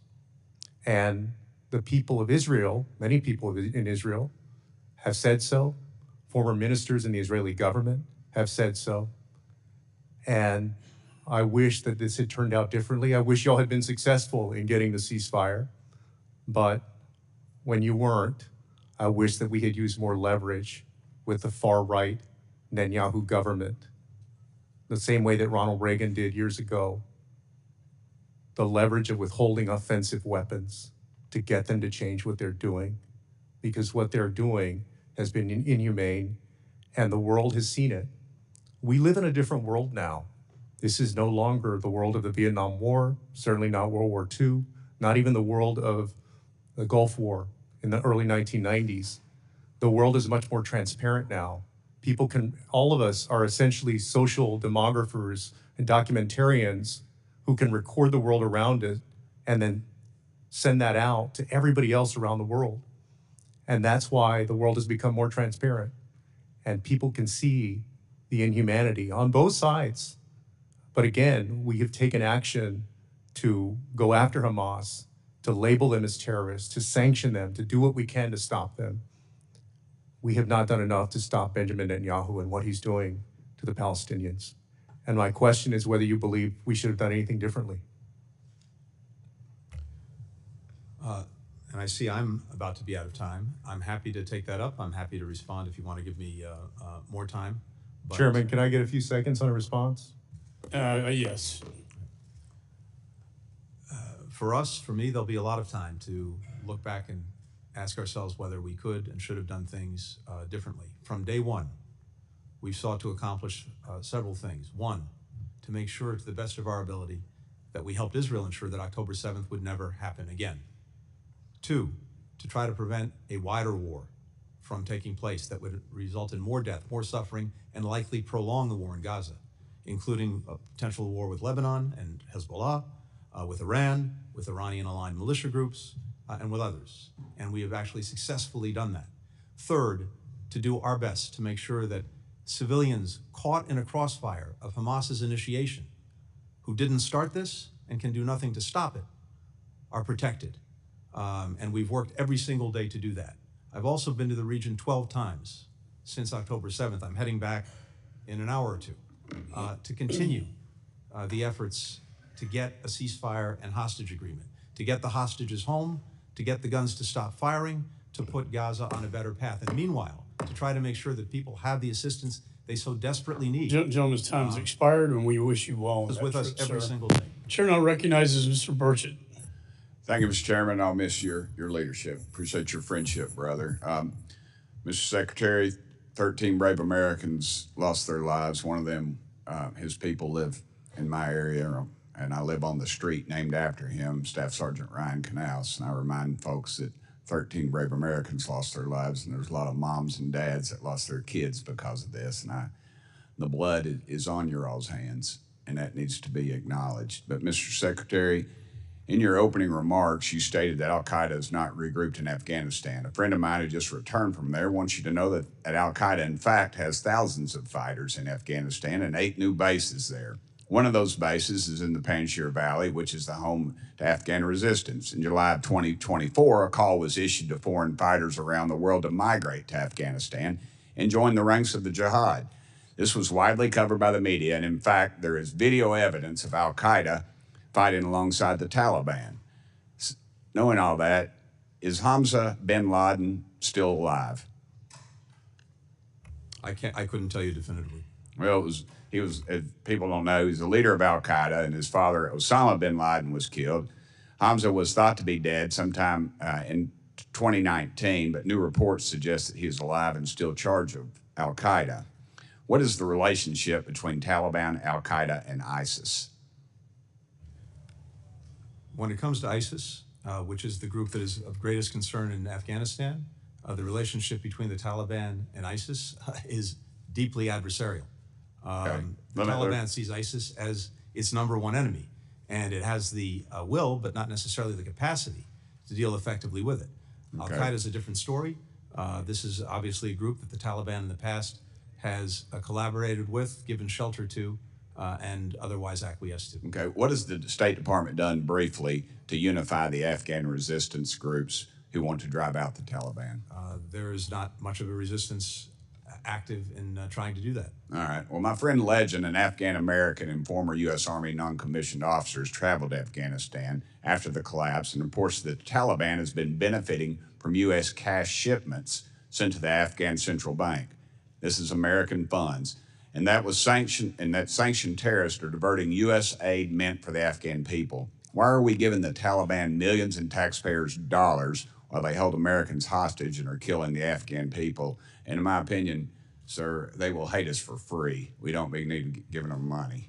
We're not giving the Taliban anything. As I discussed with Congressman Mast, we are providing money, as many other countries are, to UN agencies, NGOs, to help the Afghan people. And these agencies are funding the Taliban. Reports are saying reports are saying between 40 and 80 million U.S. tax dollars are given to the Taliban every dadgum week. I mean, is that acceptable? According to the report that I read and that the Congressman referred to, the CIGAR's report, of the approximately $8 billion that the international community, including the United States, has dedicated to Afghanistan, about $10 million of that is 0.1%, has no doubt gotten to the Taliban in terms of I don't care if it's a fees, dadgum utilities. penny. I don't care if it's a penny. I mean, for you to sit up here and admit that our enemies, I mean, these people swear to hate Christians and Jews, and that takes care of about everybody in this dadgum room. And we're sending them, I don't care if it's 1%, and you can, but let me tell you, $10 million is a hell of a lot of money to the people I represent, sir, and it needs to be something that you all, let me get on my questions of running out. I've invited President Salih and Commander Massoud of the Afghan resistance of the U.S. to meet with myself and colleagues. Will the State Department work to facilitate their entry into the country to meet with Congress? I'll be happy to follow up with your office on that. All right. Just for the record, this State Department has funded our enemies, and they've turned a blind eye to our open southern border. U.S. Border Patrol has caught known terrorists sneaking into our country, likely using our tax dollars to do so. And this disastrous withdrawal from Afghanistan was not a solution. It was the beginning of a much bigger problem waiting to happen. Let me ask you one more question. The committee asked, Mr. Secretary, according to Ambassador Kazalad, I'm not sure how you say that, do you believe the Taliban violated the Doha Agreement, and you purportedly advised President Biden during the interagency review to endorse the agreement conditions and not withdraw until the Taliban complied? The Taliban was in violation of the Doha Agreement in a number of ways. It was in violation when the previous administration drew down forces repeatedly. It was in violation during the time that we were in office before the evacuation. But why did you advise conditionally? When it comes to the agreement, what we tried to do was to get them to abide by the conditions, notably to engage in a negotiation with the Afghan government to produce a new government that would bring everyone together. They didn't do that. But because we had the deadline and because we had the prospect of the Taliban resuming attacks on U.S. forces, which would have required us to put tens of thousands of Americans back into Afghanistan, we followed through with pulling them out. Thank you. Mr. Chairman, it's clear to me that this group is clearly out of their league, and the new administration couldn't get here fast enough. Thank you, Mr. Chairman. Gentleman yields. Chair recognizes Ms. Titus. Thank you, Mr. Chairman. Thank you, Mr. Secretary. Just bring things back a little bit to the realm of reality. Throughout this do-nothing Congress, which has been led by the Republicans, we've seen time and time again the majority's lack of interest in actually solving problems. On this committee, the Republicans have blown a lot of smoke about the process. They've tried to hold you in contempt, and they've ignored our kind of foreign policy making responsibilities by just not paying any attention to Democratic backsliding in Georgia, what's just happened with the toppling of Assad in Syria, just to do nothing but yammer about who's qualified and who's not to make these kind of decisions. You know, Democrats, on the other hand, have been focused on real solutions. We took the after action report and introduced legislation codifying some of these recommendations in an effort to support the State Department's crisis response, to protect our Afghan allies, which they claim they want to do, and to position our national security apparatus to address the landscape of this kind of new Afghanistan situation. Many of those proposals, in fact, made it into the NDAA that just came out over the weekend. I was glad to see some of those proposals in the State Department's appropriation or authorization, and one of those that I was especially pleased with was my CARE Authorization Act. This would codify the coordinator for Afghan relocation efforts at the State Department for the next 3 years. I wonder, Mr. Secretary, if you could talk about the importance of the CARE program, this measure to codify it, and how it can impact the work that you're doing in the new landscape. Well, thank you very much, and I deeply appreciate the support that you've shown and other members have shown for these efforts. We have an obligation that I believe is a strong bipartisan obligation and sense of responsibility to the many Afghans who stood beside us for 20 years in Afghanistan. And we've worked very hard, as I said, to revitalize the SIV, the Special Immigrant Visa Program. We brought in more people, more visas in the last 3 years, almost as many as in the entirety of the program going back to 2009. But part of that, of course, as well as refugees who come in under other parts of the law, needs a tremendous amount of support when it comes to relocating them, resettling them here in the United States. And the department established this effort in this office to do just that, to work to make sure that we could bring Afghans out, get them to so-called lily pad countries where we could finish processing them, then to bring them to the United States, and then to work with resettlement agencies to make sure that they could be resettled and integrated into communities. And we've also seen an incredible outpouring from Americans all across this country through a sponsorship program we set up so that private individuals and groups could also welcome Afghans to this country. And we've seen tens of thousands of people stand up to do that. But we do need the, I think, ongoing support from the department to make sure that we have the people in place to continue this effort. And so we welcome congressional efforts to support that. Thank you. I'd like to follow up about the SIVs. You know, the report from the majority said that, or alleged that President Biden abandoned our allies, but the numbers tell an entirely different story. As you referenced, during Trump's time in office, the SIV coordinator role was vacant for the entire time. Trump, just to give the numbers to the point you make, Trump only issued 7,116 SIVs in a 3-year period, and processing time increased from 480 days in January of 2017 to 996 days in January of 2021. When you were here in 2021, you spoke to us about this immense backlog that the administration had inherited of more than 17,000 applications of SIVs. Ambassador Smith affirmed that the Trump administration had taken, this is a quote, taken no steps to reduce the backlog. In just his first 8 months of the administration, however, President Biden issued 8,760 Afghan SIVs and halved the processing time. So, the success is in those numbers, and it's very clear what the emphasis has been under the previous administration, not what's been alleged. And can you just talk a little bit about how you were able to accomplish this? Well, I think you covered it very well, but simply to say that, yes, we inherited a program that was basically stuck. Nothing was happening. There hadn't been an interview for someone to get their visa. Going back to March of 2020, we had a backlog of about 18,000 people. And as soon as we came in, we restarted the interviews. The president issued an executive order, one of the very first, instructing us to look at what we could do to cut the delays, to beef up the staffing. We cut the time in half for processing SIVs. I quintupled the resources at the State Department, going to look at the applications so that we could get people through the system. And as a result, I won't repeat the numbers that you cited. We rebooted a program that had been moribund. And we brought many Afghans here. But that didn't stop after the evacuation. And as I noted, since then, almost 70,000 Afghan SIVs, and that was as many in 3 years. With all due respect, Secretary, the gentleman's time has expired. Chair recognizes Mr. Baird. Thank you, Mr. Chairman. And I'd like to start my comments. I appreciate you being here, Mr. Secretary, but I want to express my appreciation to the Gold Star families that are here today. And I also want to express my sorrow for your loss. And one of those was Corporal Humberto Sanchez from my area, Logansport, Indiana. So I just want to make that on the record because of their sacrifice.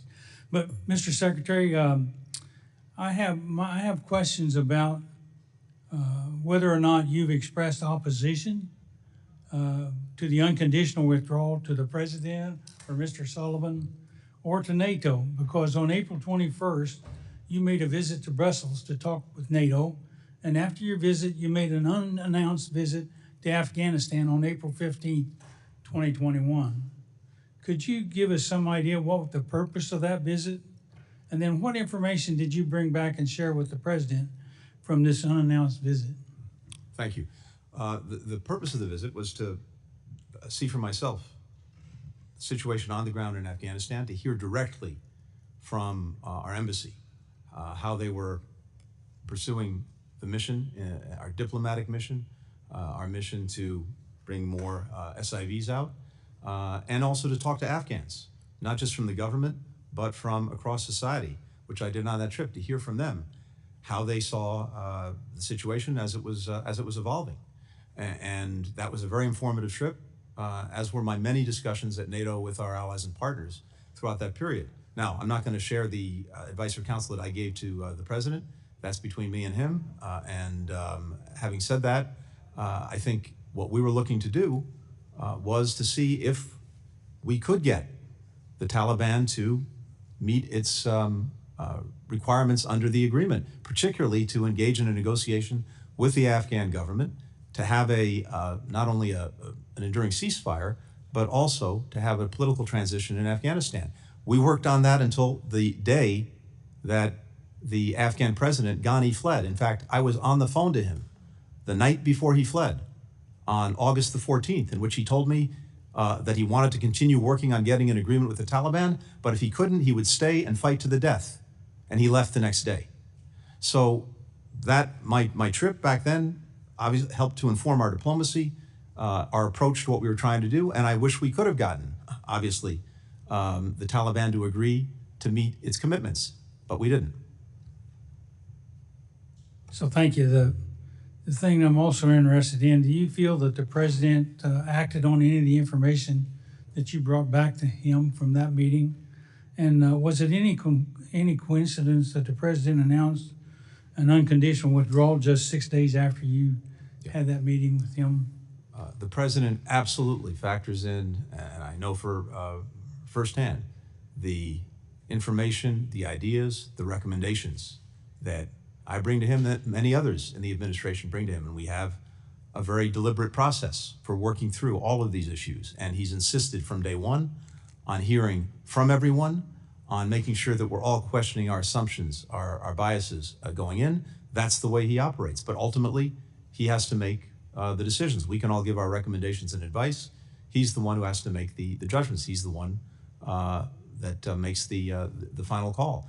Again, it was our effort and our policy to see the Taliban meet its obligations. It didn't. But I remind, again, that we had a deadline that was bequeathed to us. And during that period, from the Doha Agreement to the evacuation, the Taliban agreed that it would not attack our forces or partner forces. It would stay away from the cities. Had we not fulfilled the Doha Agreement in terms of removing our forces from Afghanistan, those attacks would have resumed on us, on our partners, on the cities. And as I said, it would have required sending in thousands more Americans to defend against those attacks and to try to hold on to Afghanistan. Thank you. I yield back. Gentleman yields. Chair recognizes Ms. Jacobs. Thank you, Mr. Chairman. Thank you, Mr. Secretary, for being here. Thank you to the Gold Star families who are here for your sacrifice and for representing the Gold Star families that we know have sacrificed so much over the last 20 years. I represent San Diego, the largest military community in the country, and my community has borne the cost of this 20-year war. And so, Secretary Blinken, rather than repeatedly revisiting the events of 3 years ago, I'd really like to look ahead and consider what we actually learned from America's two-decade, $2.3 trillion investment in Afghanistan, an investment which was intended to foster democratic growth, democratic governance, and state capacity, but which ultimately fell short, as evidenced by the fact that the government instantly collapsed after our departure and is long-standingly ranked as one of the most corrupt states in the world. So the Global Fragility Act, a law which was signed by President Trump, was designed to incorporate some of these lessons from Afghanistan and to pilot a more integrated strategic approach to how we deal with fragile and conflict-afflicted regions. Reflecting on the shortcomings of our 20-year war and the withdrawal's aftermath, what key insights have guided the department's evolving approach to conflict prevention and stabilization, and how have these lessons shaped the implementation of the Global Fragility Act to ensure that future engagements emphasize building resilient, accountable institutions rather than just propping up hollow, corrupt ones? Well, I think you said it very well. I think one of the lessons that I at least take away from the 20 years is that while very well-intentioned and noble in aspiration, the idea of nation building and trying to impose a democracy on a country by, in effect, by military means alone is simply not going to work. And that while security is necessary, it's not sufficient to getting the job done. And unless you have a whole of government and really a whole of society approach that looks at the various things that are likely to drive people apart and create conflict within a society, you're unlikely to stop it, and you're unlikely to see the emergence of a stable, never mind, democratic government. And I think what you and others have done in your work in support for the Global Fragility Act very well reflects that insight. Because if we're not operating across society and across the government, and not only us, NGOs, the private sector, and others, again, we're unlikely to actually prevent these countries from failing, never mind building something successful. So we've now had some beginnings of experience with the Global Fragility Act, but as you know very well, the other insight is that this doesn't happen overnight. It doesn't happen by flipping a light switch. These are engagements and investments that we have to sustain over a decade. So we're in the early years of this, but I think this is a much better approach to trying to get the results that, again, are extremely well-intentioned, but I think Afghanistan and in different ways Iraq shows us are unlikely to be achieved just by focusing on security in the military. Well, I couldn't agree with you more. And, I know one of the other things that the Afghanistan withdrawal revealed was a sort of systemic vulnerability in the department's ability to manage urgent, high-risk situations. So I was also wondering if you could talk about what sort of organizational measures you've implemented to streamline decision-making authority, improve interagency coordination, ensure rapid, accurate communication during future emergencies and how these reforms address some of the issues identified in the after action review. Yeah, thank you very much. This is something we've taken very seriously, and as you know, I think as the chairman knows very well, members of the committee know, we undertook an after-action review. I brought back a very senior retired member of the department, Ambassador Dan Smith. He conducted interviews of 150 current and former State Department officials, myself included, on this period, basically from January of 2020 through the evacuation, to look at the State Department, what we did right, what we did wrong. And as I mentioned earlier, a number of important recommendations came out of that to strengthen us going forward. We had 34 recommendations in 11 categories. We've taken 40 actions since then. And just very quickly, one was the need to strengthen our overall crisis preparedness and our response capabilities. We didn't have before this a common operating picture of what was going on in a given emergency situation. We stood up something called the Orion platform. We bring together everything in one place: the cable traffic, news sources, intelligence, risk indicators, accountability for our engagement with U.S. citizens, all in one place. Before, we had a dispersed staff. We didn't have the proper capacity to surge our people during a crisis. We opened a new modernized operations center with that capacity, with the flexible spaces to have task forces develop overnight. We had before no comprehensive system for tracking or deconflicting the status of American citizens who were caught in the middle of a conflict. So we stood up a streamlined and cloud-based system to track, to communicate with American citizens in real time, to avoid duplication, overlap. There are a number of things. I'd really commend to you. General's time has expired. Chair now recognizes Mr. Barr. Thank you, Mr. Chairman. Thank you for your service as chairman of this committee, and thanks for the great job you've done for us as chairman. Secretary Blinken, thank you for your service. In this, your last appearance before this committee as Secretary of State, I do want to ask you some tough questions, though, about what I see as not only a chaotic retreat from Afghanistan, but probably the biggest foreign policy blunder of the administration over the last 4 years, but I would argue maybe even the last generation. The failure was not the 20-year fight against terrorism in Afghanistan. That was not the failure. In fact, that was a success, where the brave men and women of this country who wear our uniform kept the homeland safe because they took the fight to the terrorists. And in fact, we eliminated terrorists like Osama bin Laden because of their valor and their bravery. That was not the failure. The failure that dishonored their 20-year service was the chaotic and disastrous retreat. And so from your opening statements, you said it's important to put it in context, the events of August of 2021. Important, I agree. So let's talk about the Doha Agreement, Mr. Secretary. According to Ambassador Khalilzad, you believed the Taliban violated the Doha Agreement, and you purportedly advised President Biden during the interagency review to enforce the agreement's conditions that Secretary Pompeo, your predecessor, and Secretary Trump had entered into, and not withdraw until the Taliban complied. Why did you advise on this conditionality? To be very clear, and again, I'm not going to get into my advice to the president. I can tell you what our policy was. The policy was to seek compliance with the agreement and to get the Taliban to live up to what it had promised to do. Right, and I'm going to reclaim my time. Yes, I agree with that. But the Taliban failed to live up to the agreement. The Taliban failed to engage in intra-Afghan negotiations, correct? That is correct. The Taliban was inflicting violence on Afghan forces, correct? That's correct. And the Taliban conducted indirect fire attacks against American forces. Is that correct? Prior to the evacuation, that may have been incidental, but everything else you said is certainly correct. Well, I don't think President Biden listened to you. And I don't think he was implementing the Doha Agreement. It was not that he was bound by the Doha Agreement. He disregarded the Doha Agreement, and he said, we're going to retreat regardless of the Doha Agreement, and that's what happened here. Let me talk about NATO because... Yeah, just to be clear, the Doha Agreement said we would be out by May 31st, 2021. Yes, that's based on conditions, Mr. Secretary, and you know that. In fact, you acknowledged that that the Taliban was failing to live up to the conditions. And so Doha did not bind your administration to retreat the way you did. Certainly not the way you did. Certainly not the way you did. Now, Mr. Secretary, I want to talk about NATO because You all talk about and tout this great strengthened NATO alliance. I was just in Europe in October. I agree NATO's strong, but it's not because of your retreat from Afghanistan.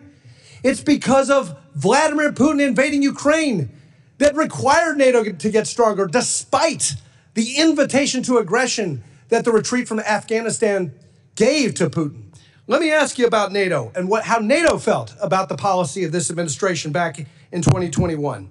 According to the State Department documents that we subpoenaed, our NATO allies wanted the Biden-Harris administration to enforce the conditions of the Doha Agreement. You met with former NATO Secretary General Stoltenberg in March of 2021 at the NATO ministerial meeting, correct? That's correct. Yes, and according to State Department documents, Mr. Stoltenberg opposed an unconditional withdrawal, and you in response stated, quote, "I share your view that it would be preferable to reach a political settlement before foreign troops depart." We've also learned that you were jolted by how strongly NATO officials argued against a complete withdrawal. Did you share NATO's concerns with the White House?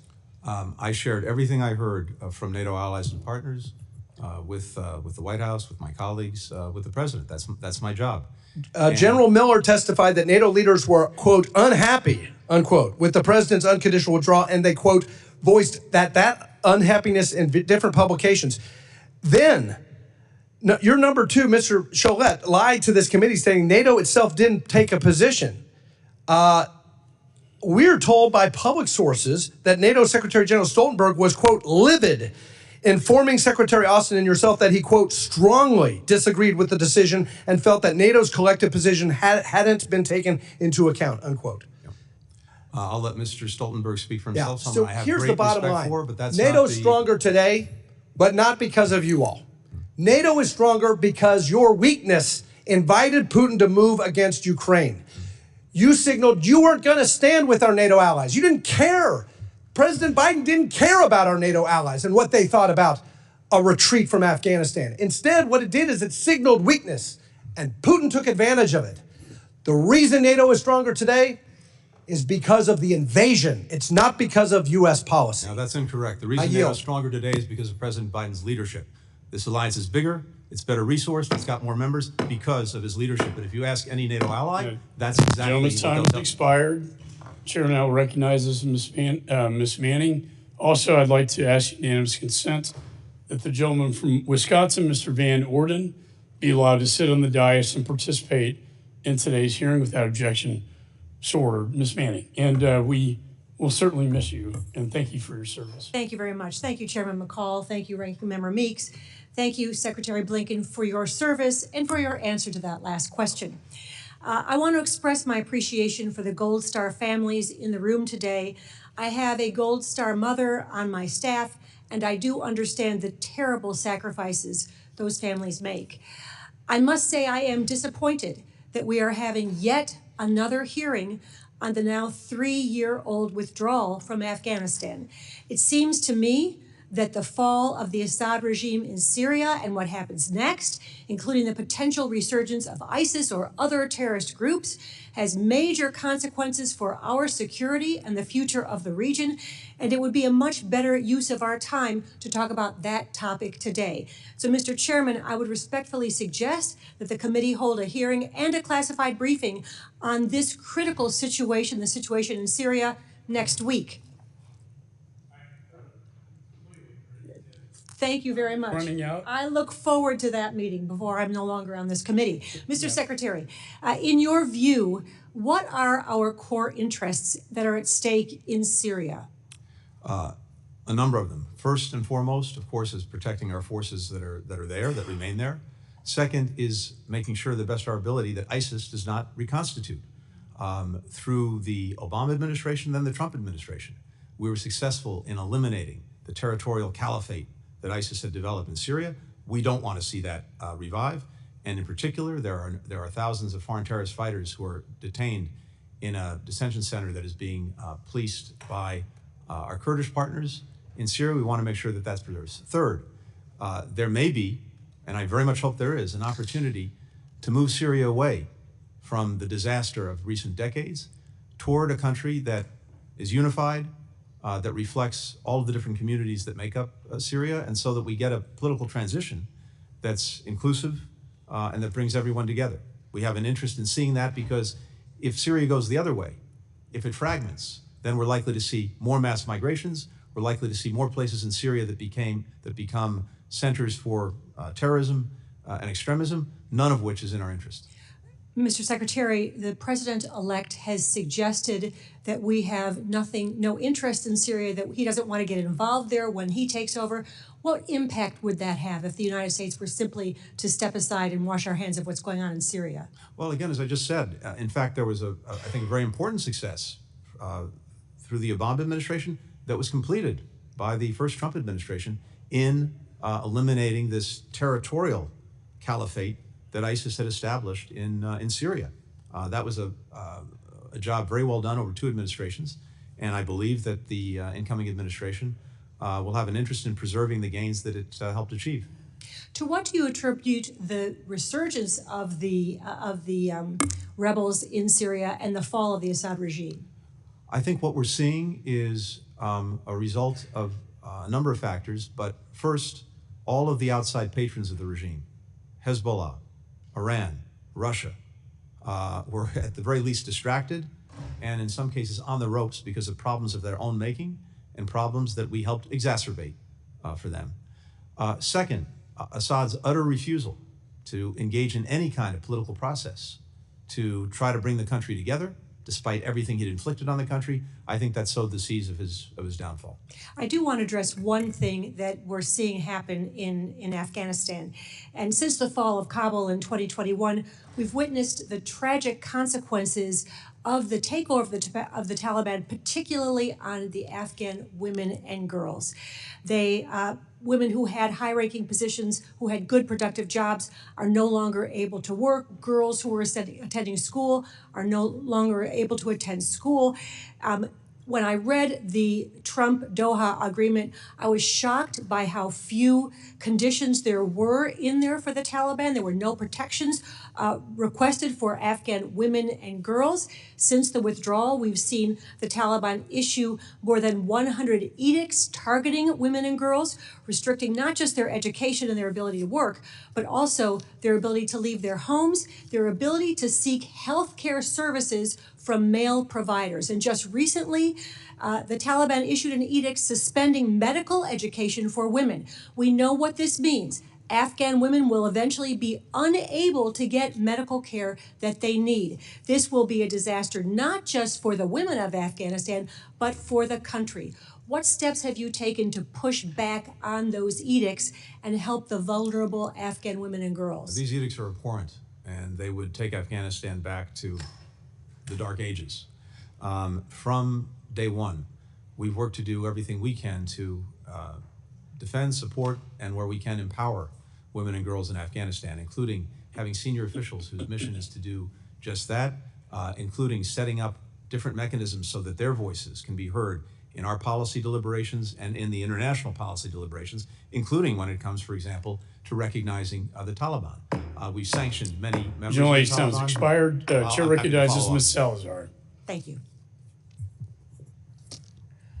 Thank you, Mr. Chairman, and thank you, Mr. Blinken, for being here with us. And you know, the disastrous withdrawal from Afghanistan had ramifications around the world, not only in the Middle East and only including the messages to dictators just like the Taliban, but to other people, specifically the Western Hemisphere.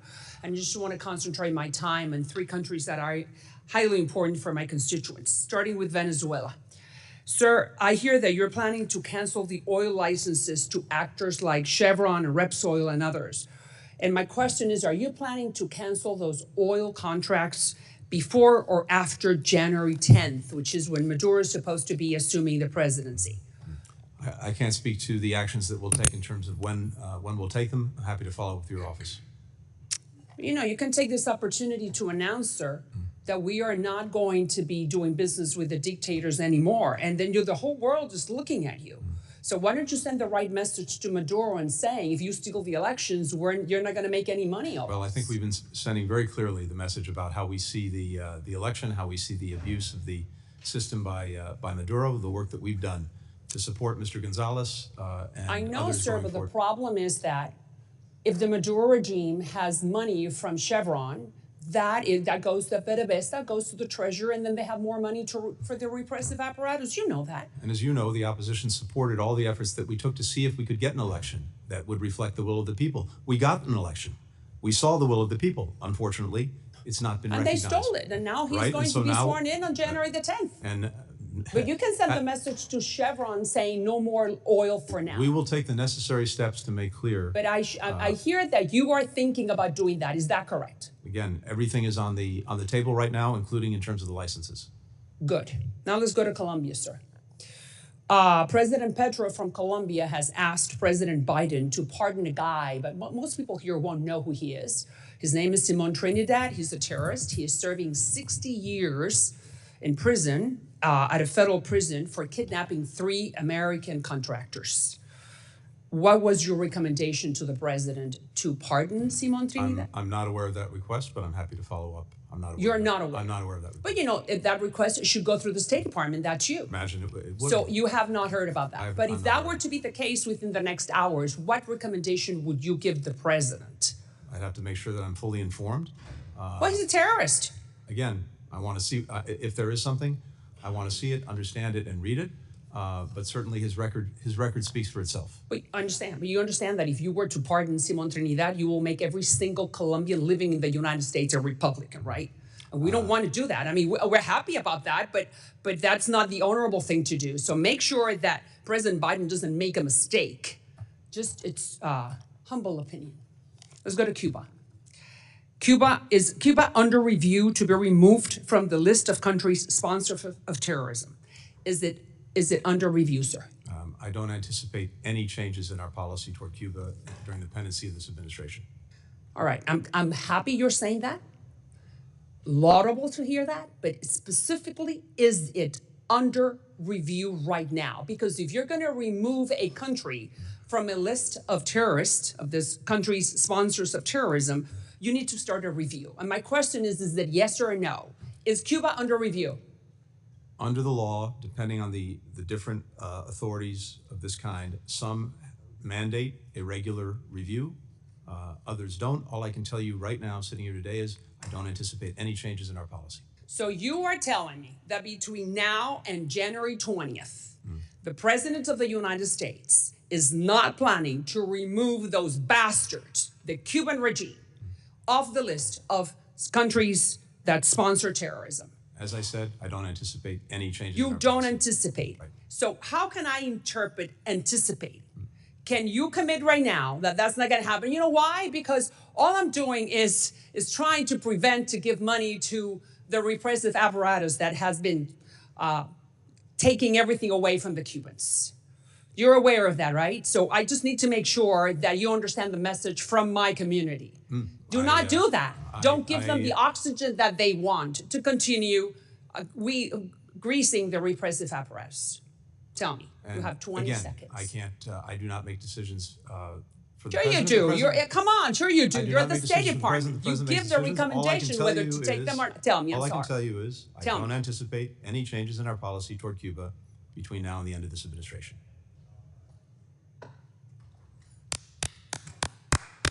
Thank you. I'm going to take your word as your bond. Let's keep it that way. I appreciate it, sir. Thank you.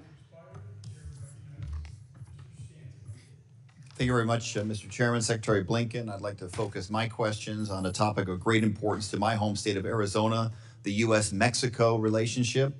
I believe we're at a make or break moment for the region. Our two countries face significant shared challenges, and there remains a lot of work to do to address migration, securing our borders against illicit drugs trafficked north and arms trafficked south, and to fight pervasive organized crime.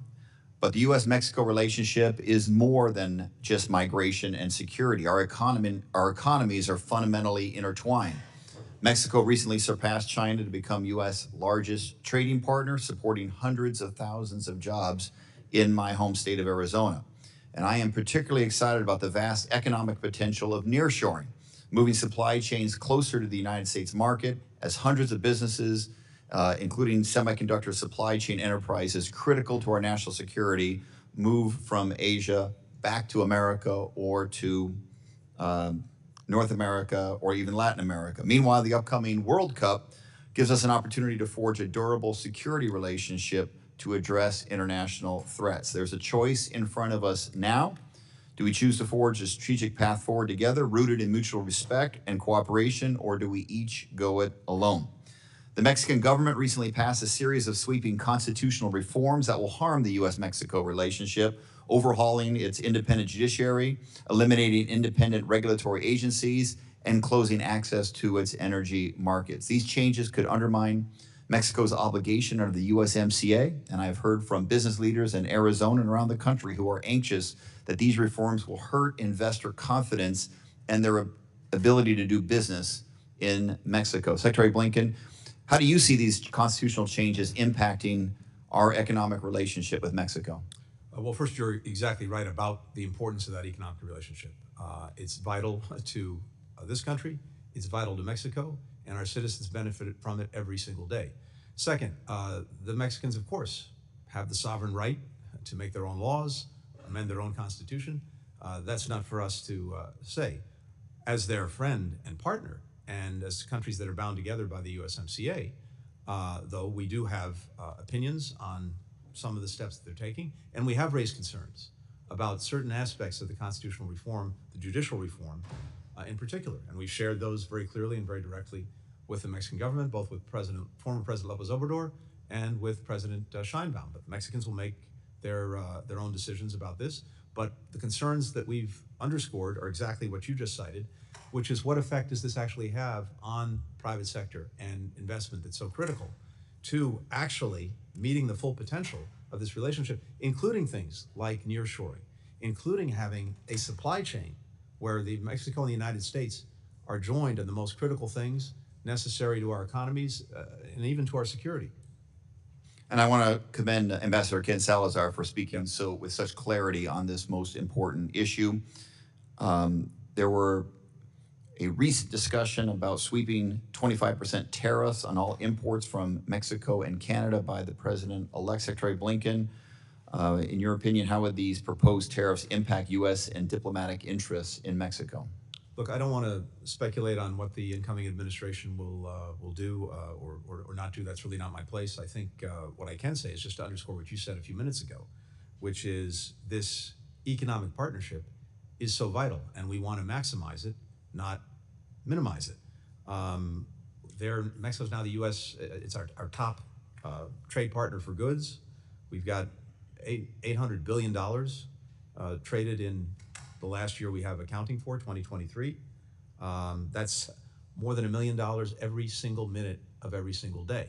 So I think we just want to make sure, whatever we do and whatever the incoming administration does, how do we strengthen that? How do we build on that? Because it's good for both of our countries. I mentioned the upcoming World Cup as a unique opportunity, North American World Cup, for U.S., Mexico, Canada to work together to build obviously an incredibly important security partnership to make sure the World Cup is as safe as possible, but then make that a durable security partnership and relationship.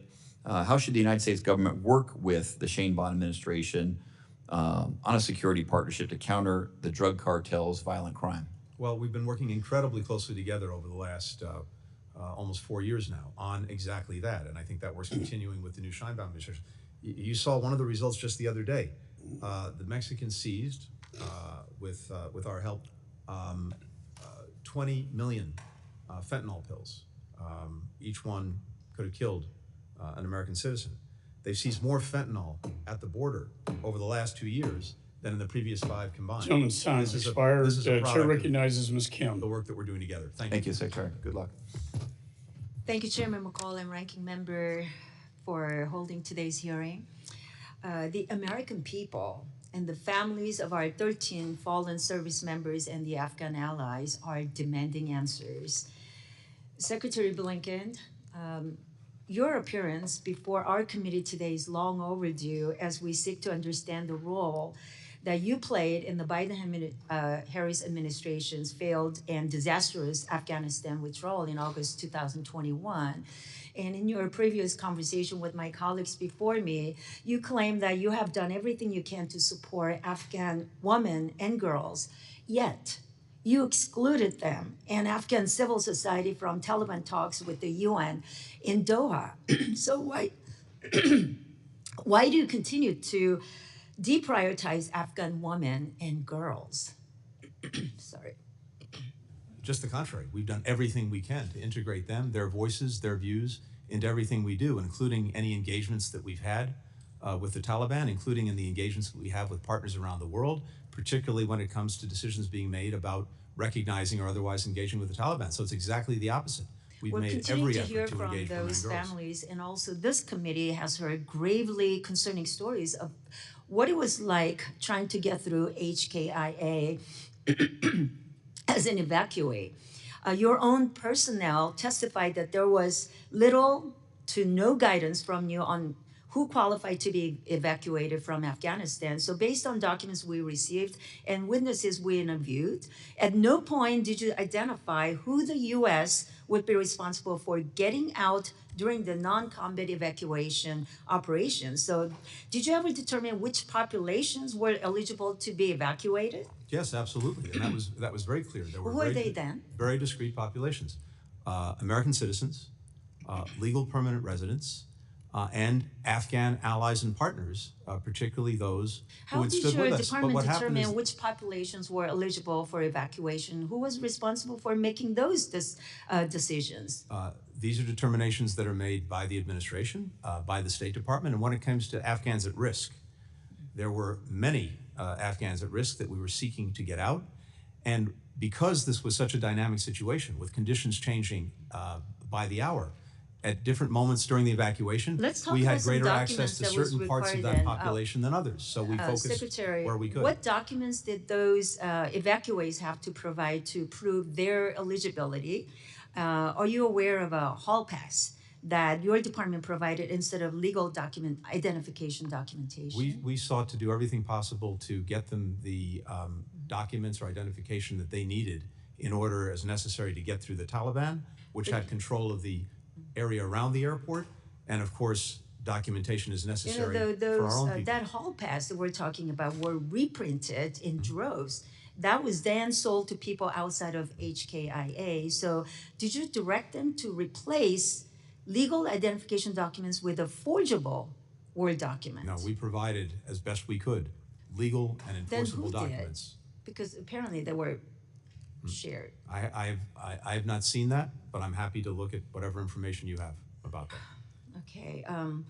During the evacuation, over 80 Afghans who risked their lives to work with the United States government contacted my office for assistance. So when you include their families, that's more than 526 Afghans who claim they faced a direct or personalized threat. But despite the referral to SIV program, my office is only aware of only like 80 applicants who are able to complete the requirements and file. And of those 3, none have been approved and are still awaiting processing. Hearing from those Afghans, the SIV verification process has been difficult and tedious. And according to your deputy, one of the biggest obstacles to the verification process came from SIV applicants who have been employed by the DoD contractors, and that was well documented. Yet, you did not ask the DoD for support until the end of July 2021. So why'd you wait until just weeks before the Afghanistan withdrawal to fix that obvious issue? These were long-standing issues and problems with the SIV program going back many years, and as I said earlier, we inherited a program that was totally moribund. There hadn't been a single interview for an SIV going back to March of 2020 when we came to office. We immediately reinstituted the interviews. I immediately surged resources to go through the SIV applications. We cut the time in half to process the applications. We went from issuing 100 visas a week on SIVs to 1,000 a week. All of that happened in the space of just 5 or 6 months because of our dedication to the program. But we inherited a program not only moribund, but that had 14 different steps required by Congress to make sure that the SIV was issued in the appropriate way. And of course, security, usually important. We want to make sure that we're not bringing threats into the country. That's important. Being able to document effectively, yes, that they had been working with us. And the challenge, as you rightly point out, was that because it was with DoD, it was contractors, many of whom were out of business. I agree this is a very important issue we can that we'd like to follow up on follow up with you, Mr. Secretary. Chair recognizes Ms. Madeline Dean. Thank you, Mr. Chairman. And Mr. Chairman, I want to echo the words of many others on both sides of the aisle. I feel lucky to have had the chance to serve with you on this committee as you were our chairman. You are our chairman. Look forward to the renaming of this room. I thank Mr. Meeks as well. It's been a pleasure. I do acknowledge the attendance of Gold Star families and other military families and veterans. Thank you for your extraordinary sacrifice and service. And thank you, Secretary Blinken, for being here, for being in front of us and being available to tell us sometimes harsh truths, and also to just reveal the thoughtfulness that your department has taken over the course of these years. So I thank you for that. And it is important to understand what happened with the withdrawal of Afghanistan. It's important to understand what happened before, after, during, after. And my only problem with this report and this set of hearings and the set of questions that you are facing is that sadly this became a partisan investigation and never should have. This committee sadly came up with a report digging into evidence that would only focus on the Biden administration, a 20-year war, a withdrawal set in place by the previous administration. The cherry picking was clear. The report's own methodology says, quote, the U.S. withdrawal from Afghanistan is understood to encompass the U.S. military retrograde beginning with the Go to Zero order officially announced by President Biden on April 14th, 2021. That's a strange, very narrow window if we really want to understand what happened, what went wrong, what went right. So Secretary Blinken, just to set the record straight, the Doha Agreement was entered into under the Trump administration, is that correct?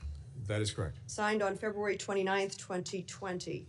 The agreement included a commitment to reduce U.S. forces in Afghanistan to 8,600 troops in 135 days. Is that correct? It is, yes. The only other force reduction commitment in the agreement was complete withdrawal of U.S. forces within 14 months. Is that correct? That's correct. Then President Trump, despite not being required by the agreement, ordered more troop drawdowns as he was eligible to do as President of the United States, those being in September of 2020, reduction to 4,500 troops. Am I right? That's correct. And then, strangely to me, in January of 2021, on the administration's way out the door, a reduction to 2,500 troops. Is that correct? It is. Puzzling, absolutely puzzling. So those were all actions taken before Mr. Biden was even sworn into office, January of 21. What effect did the significant reductions have on the administration and on the withdrawal? Well, I think the combination of the release of 5,000 Taliban prisoners under the agreement and the reduction in U.S. forces to 2,500 put the Taliban in the strongest position it had been in since 9/11, and the United States in arguably the weakest position we've been in because we had the fewest number of forces on the ground than we'd had since 2001. What a terrible, deadly combination of factors. And also, again, so much good was able to be done under those horrifying circumstances, but nothing can take away the tragedy of Abbey Gate. I'd like to move, just as Ms. Manning did, to other issues of the day, very critical issues of the day. Ukraine. I have always believed that the United States must do everything in our power to be sure that Ukraine has everything it needs to win. What is going on in these last few weeks of the administration, lifting of any more restrictions, imposing any more sanctions on Russia or Russian banks, what is the administration able to do? We're determined in the time that we have left to make sure that, to the best of our ability, Ukraine has everything it needs to be as successful as possible and continue to push back on the Russian aggression, to make sure that it has what it needs if it chooses, by necessity, to fight through 2025, or if there's to be a negotiation, that it can negotiate from a position of strength. And so that means making sure that it has the weapons, the munitions, et cetera, that it has the resources, the money, and also that it has mobilized forces to deal with the aggression. I appreciate all that. My time is limited. Israel, Gaza. Where are we on a ceasefire? It has been 431 days since the horrific Hamas attack 431 days, hostages still held. Where are we? When will we get them home? We want to get them home now. Yes. As we speak, there are intense efforts underway to see if we can reach, finally, a hostage ceasefire deal. Again, it's ongoing. That's as much as I can say right now. And I hope that humanitarian aid is flowing more fully. I appreciate your letter. Please see our letter to you. Yes. Again, thank you for your service, and I yield back. Thank you. Delay yields back. Chair recognizes Mr. Davidson. Thank you, Chairman. Mr. Secretary, I want to review a couple dates. First, on February 29, 2020, the Trump administration signed the Doha Agreement with the Taliban. The agreement promised a conditions-based incremental withdrawal, and the Trump administration delayed that withdrawal precisely because those conditions were not being met.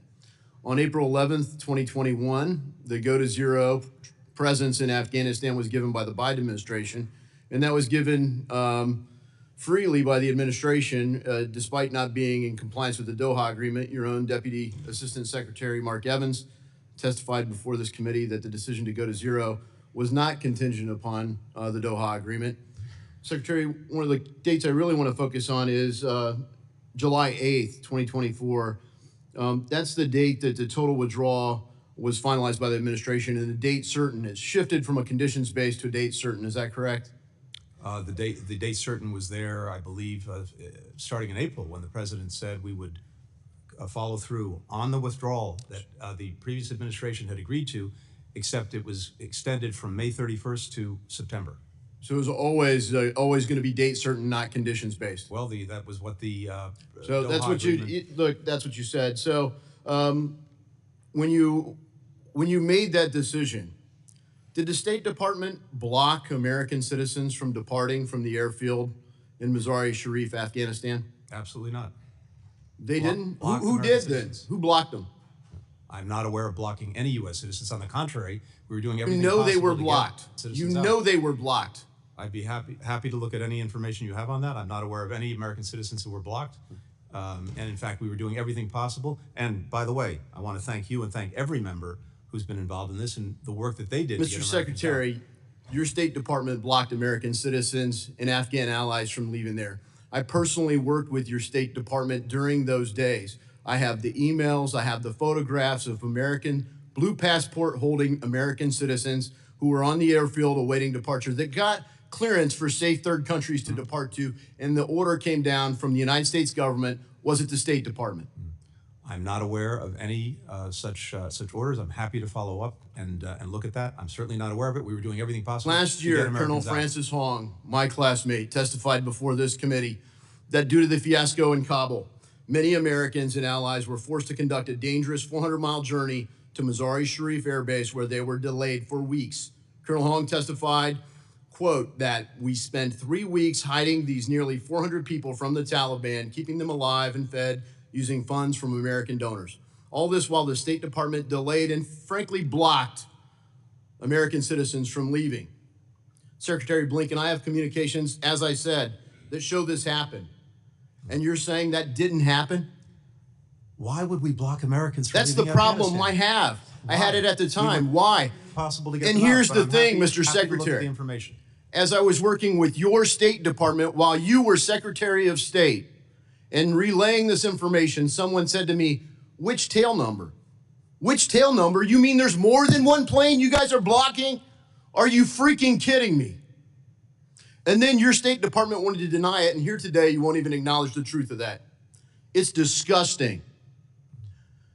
To try to blame this on Donald Trump when we all know there is no way that anyone forced you guys to do the dumbest thing possible. You don't have to have worn our nation's uniform like I and other people did to know that first you get the civilians out, then the military, not the other way around. This has to be one of the dumbest, most poorly executed paths to depart any country possible. My only hope is that in the 11 embassy evacuations that have happened on your watch, an unprecedented number, you've somehow gotten better at it.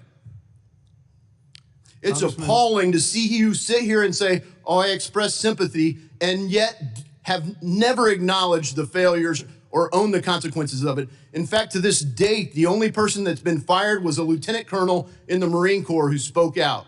None of you have been held accountable. None of you even expressed shame or embarrassment. Have you learned anything? Have you learned anything from this? First of all, on the planes, just to come back to it, the Taliban was blocking planes. We worked to clear them. And I'm happy to go over that with you, with your office, and also to see any information you have to make sure that we get to the bottom of what you're saying. But we were certainly not in the business of blocking Americans. We were in the business of getting them out. Well, I appreciate you did create a position after that to address the problem. So you clearly had to be aware of it.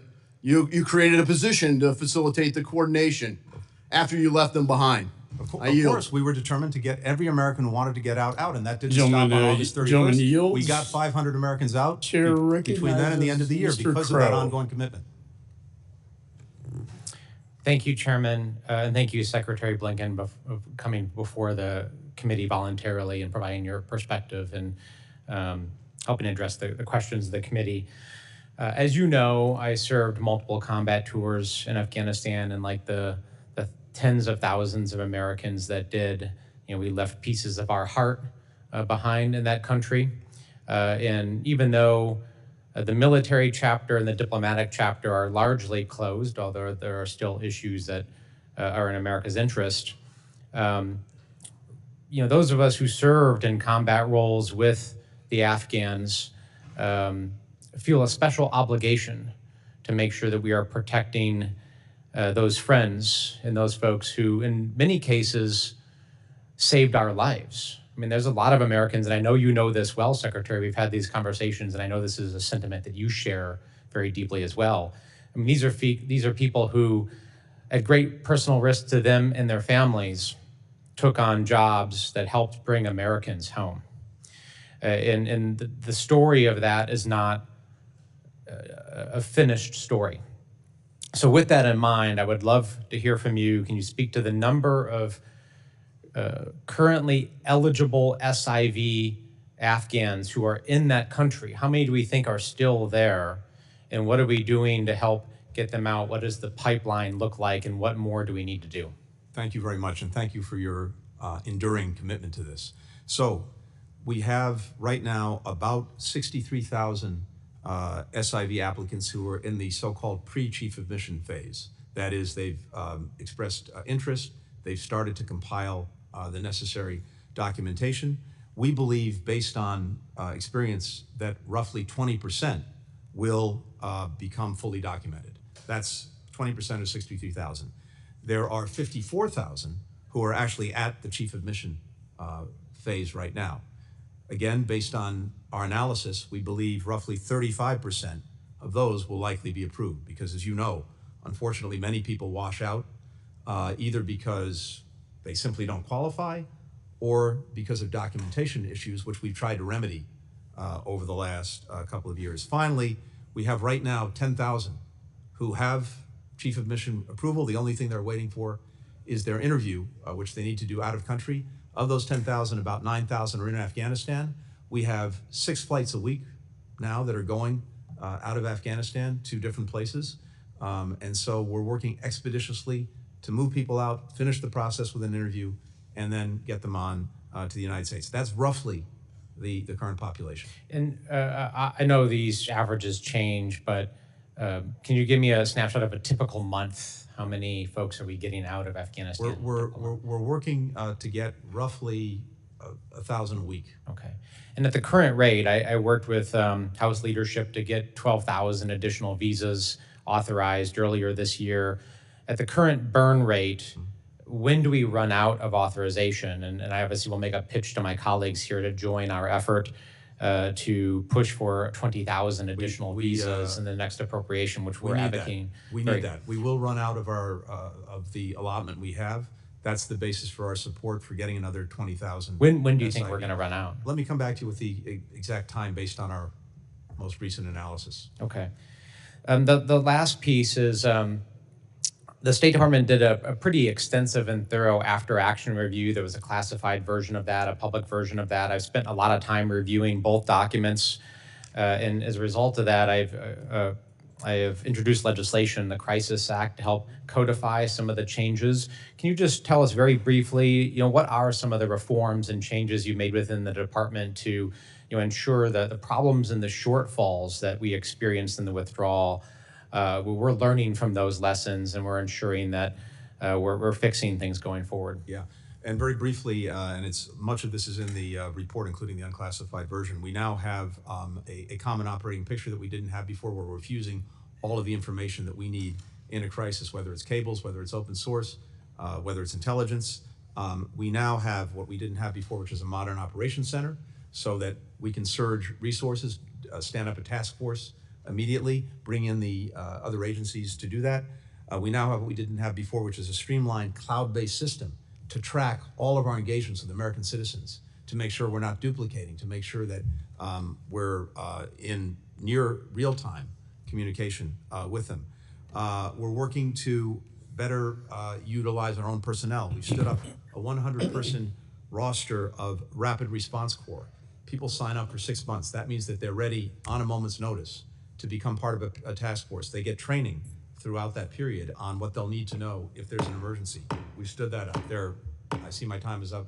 I'm happy to go over. I'm just trying to make sure you stay on schedule for your flight. Mr. Chairman. Your flight to the Middle East. I don't want you to miss that. Appreciate that, Secretary. Thank you, Chairman. I yield back. Gentleman's time has expired. Mr. Green is recognized. Thank you, Mr. Chairman. Thank you for your leadership on investigating this.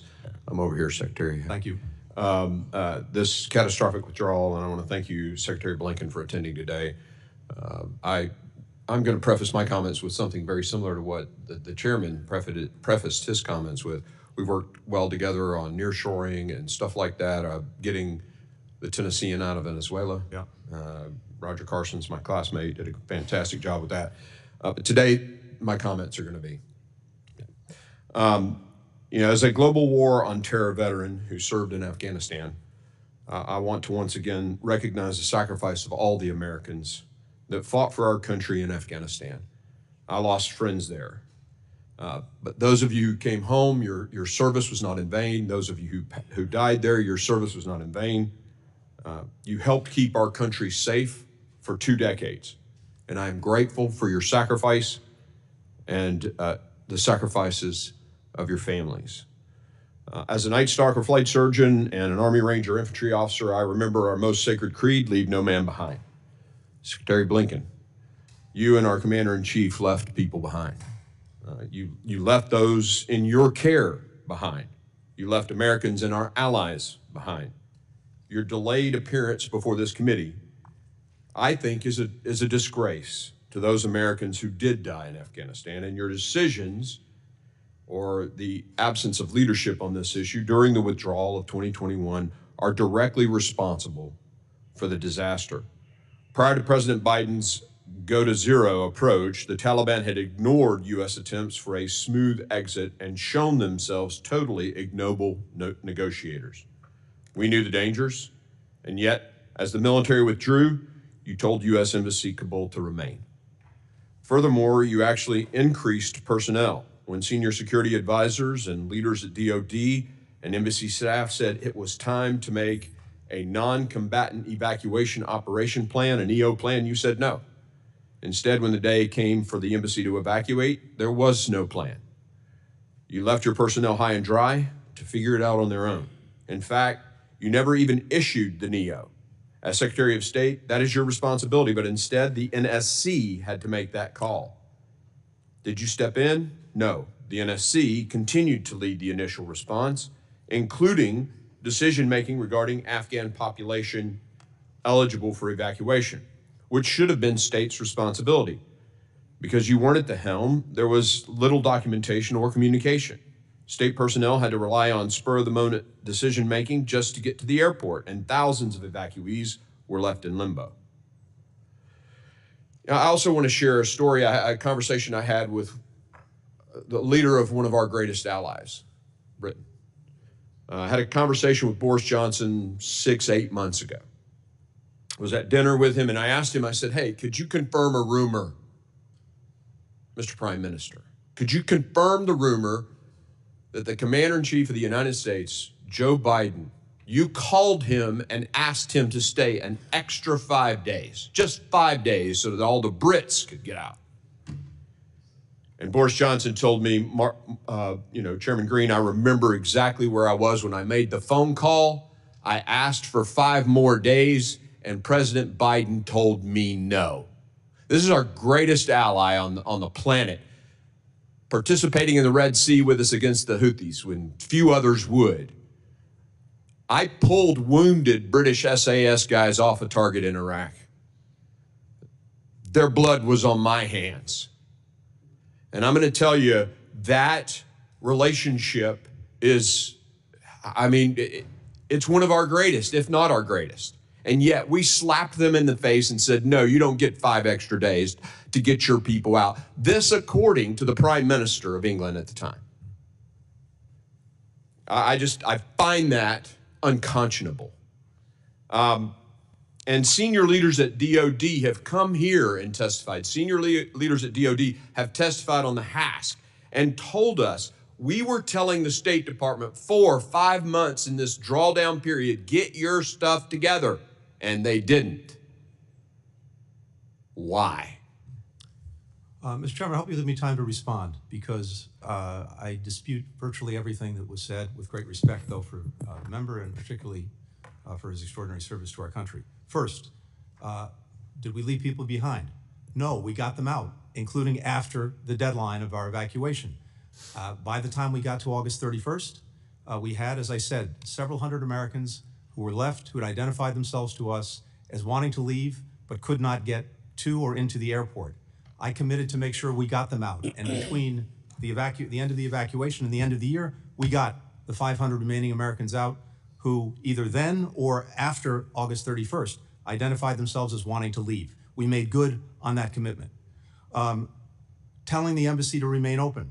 Yes, we all wanted the embassy to remain open. It was fully our expectation that the Afghan government and the Afghan military would not collapse. It was the desire of Congress to make sure that we remained engaged in Afghanistan, including to look out for our own citizens, including to make sure we were doing right by the SIVs. And it was fully our intention to continue to bring them out by keeping the embassy open. And as I said earlier, and as many others have testified, no one anticipated the collapse of the forces. No one anticipated the collapse of the government. When it comes to the NEO, again, let me be very clear. The State Department initiated the NEO. We did. That's what the record reflects. But this is a collective decision. As a instrumental matter, the State Department initiates it by requesting it of DOD. The decision to initiate it was a decision taken by the NSC and ultimately by the President. Not once before we initiated the NEO did anyone say you need to do this among the principals in the administration. It was a collective decision on the 14th of August. Those capitals, provincial capitals, started to fall on the 6th, and by the 14th, we decided that the NEO was imperative. Now, there's a reason, Congressman, that it was so important that we focus on this. The Ghani government was pleading with us throughout the summer, don't engage in an evacuation. That will actually precipitate exactly what we're trying to prevent, which is a collapse of the government, a collapse of confidence, people fleeing the countries in uncontrolled ways. So that was also part of our thinking. But in terms of preparing, yes, we started preparing intensely going back to April. Multiple exercises with different agencies, tabletop and otherwise, planning through different scenarios. We had tripwires, we had indicators, all of which came into effect. We moved the embassy in 48 hours to the airport. That wouldn't have happened without a plan. We got control of the airport because we had pre-positioned forces. We were able to start moving people out in 72 hours. We moved 120,000 people out, the largest evacuation in the history of this country. Mr. Secretary, I will tell you that your DOD colleagues don't remember it that way. And I remember your face when we got that secret briefing during the midst of this, during the height of it. We all gathered in HVC. And I'm going to tell you, I think our memory here isn't as accurate as it could be. And I'll just leave it at that, Mr. Chairman. I'll never forget the fear in your face and the, I don't have anything else to say. Gentlemen, let me just add, I think this is a very important issue the gentleman raised from Tennessee, and I appreciate your perspective, Mr. Secretary. I'll tell you what our investigation revealed, that Ambassador Wilson did not want a NEO. In fact, he punished his staff for even mentioning the word NEO. And it wasn't, we got from the DOD, as you indicated, on August 6, 2021, that the NSC said, National Security Council said, a NEO equates to failure, quote unquote. That is what was going on. A NEO equates to failure. Maybe that's because President Ghani, as you said, Mr. Secretary, but those are really the facts. And only until August 15th, the day that Kabul fell, think about that. The day that Kabul falls is the first time that Ambassador Wilson requests a NEO. And by that time, sir, it was too late. With that, I recognize Ms. Kamlager Dev. Thank you, Mr. Chair, and thank you, Secretary Blinken, for gracing us with your presence again. I have actually some questions about the Sudan, but because we have continued to talk about NEO, I will also ask a question on this. So Ambassador Wilson testified to the committee during a transcribed interview about the specified reasoning for why he called the NEO on August 15th, describing the situation that included thousands of Taliban fighters streaming directly into Kabul, a flow that contradicted assurances that we had received from the Talibs, and orders that we believed had been given for them to stop by Taliban senior leadership, the expected seizure of 2 prisons later that day, and the release of thousands of inmates. Talib fighters, ISIS fighters, common criminals, and the abandonment oversight of checkpoints into and within Kabul's green zone that were vital to our security. We had been striving to maintain embassy operations in accord with the direction given to us. This was no longer possible. And at that point, I recommended to Secretary Blinken our immediate evacuation. He agreed, and the White House subsequently approved a non-combatant evacuation. The majority has repeatedly pointed to the testimony of military leaders to argue that the State Department waited too long to initiate the NEO. But Ambassador Wilson had a clear rationale for his timing, and that calling for the NEO too soon would have complicated our ability to get out. If we had left earlier, several thousand SIV applicants that we got out in whatever the number of days that you want to talk about would not have been able to leave the country. We would not have been able to provide support to American citizens trying to get out. Our eyes and ears about what was happening around us would have been drastically degraded. Secretary Blinken, would you agree that Ambassador Wilson's testimony reflects a detailed and realistic understanding of the conditions on the ground? Yes, I would. Thank you.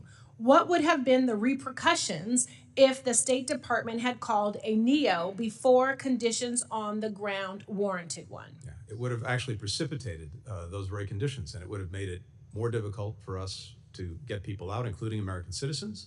The airport was open until August the 15th. We were trying to avail ourselves and push people out to take commercial flights. It would have made it much more difficult to get SIV eligible people out of the country, other Afghans at risk.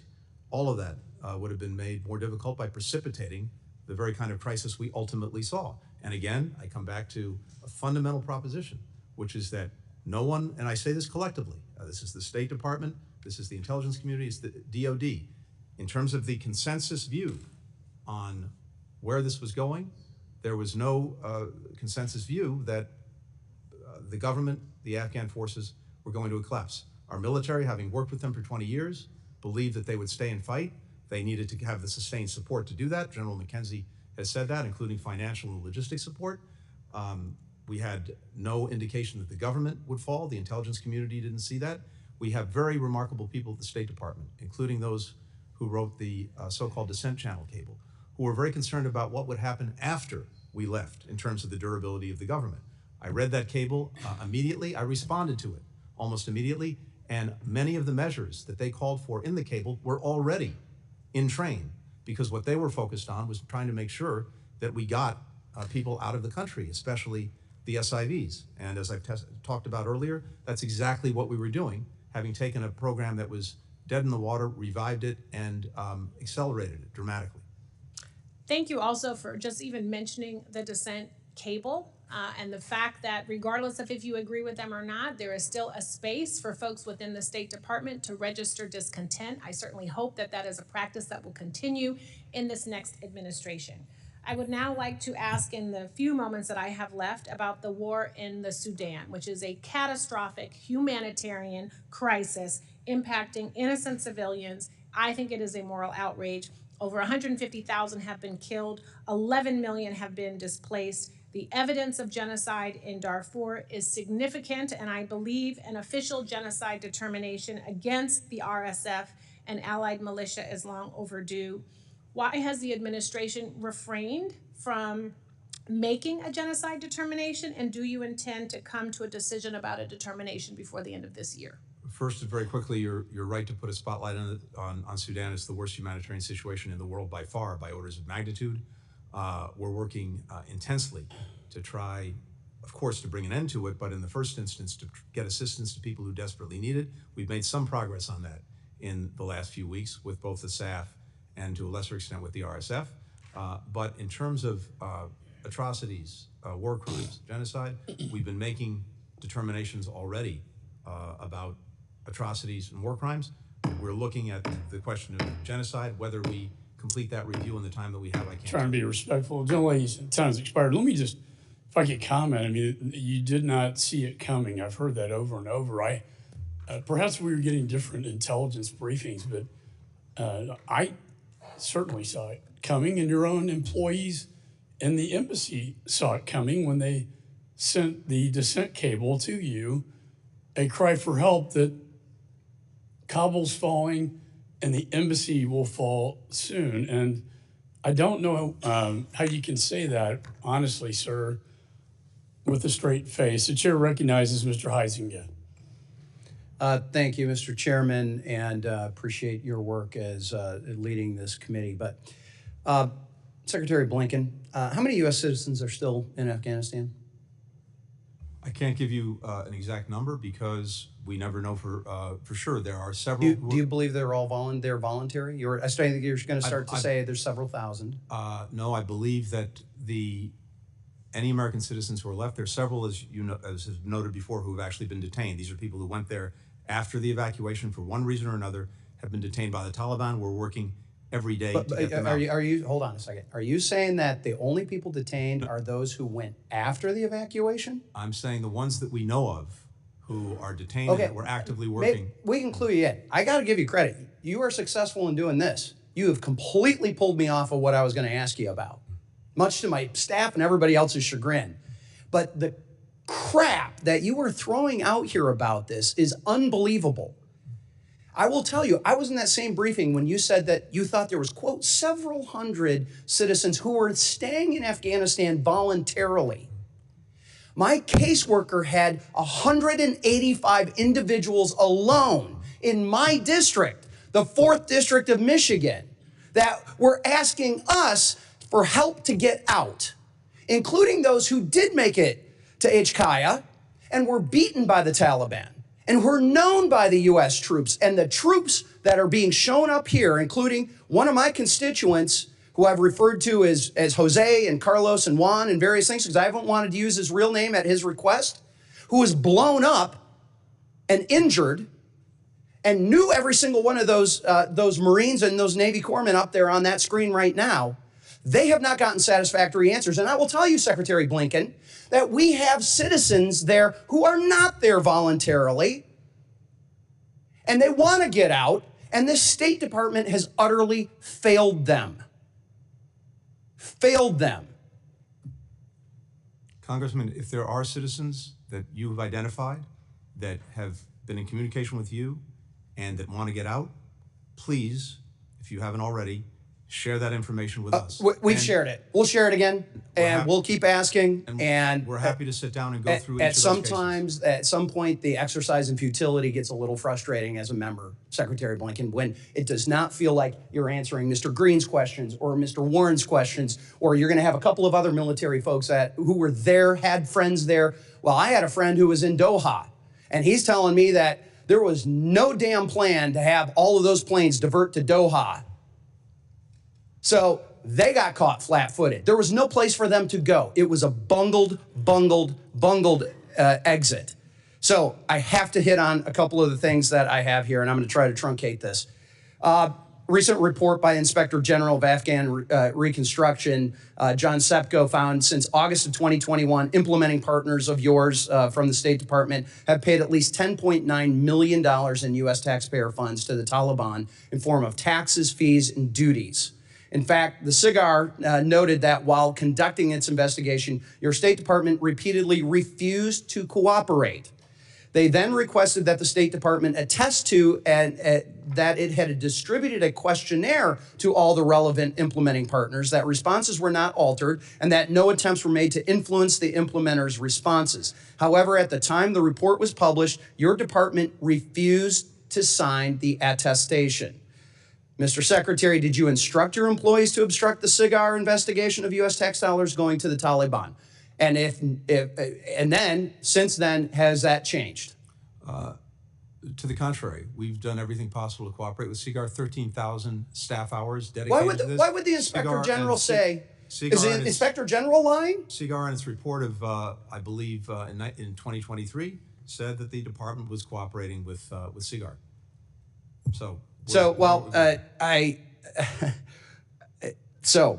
I got to skip a whole bunch of stuff. I just will say, Mr. Chairman, I've got a bill, H.R. 9503, Protecting Taxpayer Dollars from Taliban Theft Act, which makes U.S. policy that tax dollars, U.S. taxpayer dollars, do not be paid to the Taliban in form of taxes, duties, and fees. I wish I had a few more moments. I've got a couple of seconds here. I have to hit on this. This is about Iran. Thanks to congressional notification, we know that on November 8, just days following the Democrats' election loss, you signed off on a sanction waiver providing Tehran access to $10 billion in funds of Iraqi electricity payments. Last dated December 2023, Congress is aware of 2 releases of funds for humanitarian purposes to Iran. Have there been any other additional transactions since that period? So you have been allowing them access to the dollars. We know that there was 2 that got testimony, had problems. They asked for the explanation to be in behind closed doors. There was nothing that was top secret about that. It was just that egg was on their face. Have there been any more withdrawals? I assume you've asked the previous administration about the waivers that it issued. Oh, okay. Oh, complete. No. Yes, actually we did. Yes. Actually we did. Well, and the explanation of why this administration allowed Korean funds, the funds that were used, that were shipped to Korea, that were supposed to stay in Korea, why were they shipped to Oman? No. Why were they allowed to have given a Treasury license and a State Department license? Oh, now you're conflating what had been going on. I'm saying that the waivers that we issued were the same waivers issued. They were not. Absolutely 100% not. See, this is the thing. A group of us are actually on the Financial Services Committee. I'm one of them. You can't throw this crap out because we actually write the sanctions. We actually know what the law is. And when you and Treasury come in here and say, oh, don't worry your pretty little head about all these confusing sanctions things, guess what? We wrote the damn things. We understand. And here you are throwing these I wish I could curse more, Mr. Chairman, but I won't. This is so unbelievable. I am so glad to see this administration and you leaving because you have failed the American people with this. With that, I'm way over. And for the record, let me say that I personally, in the emergency wartime supplemental that dealt with Israel, that dealt with Indo-Pacific and Ukraine, put the sanctions that was waived or not enforced back into law. That would be on energy and on missiles and drones coming out of Iran, funding their terror operations, killing Israelis and killing Ukrainians. And, sir, I have to say, I agree with my friend here that it's very disappointing that that has not been enforced. And Mr. Chairman, last administration did not authorize any releases of those funds. This administration did. That's the problem. Gentleman yields back. Mr. Schneider is recognized. Thank you, Mr. Chairman. Before I start, if the Secretary wants to address the previous thing at all, I would be interested in your I'm happy to share with the Congressman everything we've done. We can go over this. We don't have time to do it now. I'm happy to do that. Happy to show you exactly what we've done, what we haven't done. Happy to get any information that you have to the contrary and work through this. All right? Thank you. All right. Thank you. And let me thank the chairman, Chairman McCall, and Ranking Member Meeks, having had the privilege to again wave on this committee for this term. It's been an honor working with you, and I appreciate that. I want to thank the outgoing Biden-Harris administration and directly you, Secretary Blinken, for your tireless efforts navigating some of the most critical challenges in recent history. I looked up the definition of the Drake Passage, why it's so treacherous, and it's unimpeded currents, large waves, strong waters, frequent storms, rough and unpredictable seas. You have navigated, I think, exactly that, rough and unpredictable seas. And as has been said even by the chairman, our relationships with NATO, our relationships in many places around the world are stronger. I also, earlier there was talk about President Biden's legacy vis-a-vis Israel. And I think it is a defining element. Fact of the matter is, since the invasion by Hamas on October 7th last year, President Biden has stood with Israel longer than any president in United States history, ensuring Israel's security and strengthening its position in a very dangerous neighborhood. As you noted, he was the only president to visit Israel during a time of war. Not just the first, but the only. He supported Israel in immeasurable ways, including sending aircraft carrier, thwarting not one, but two attacks from Iran.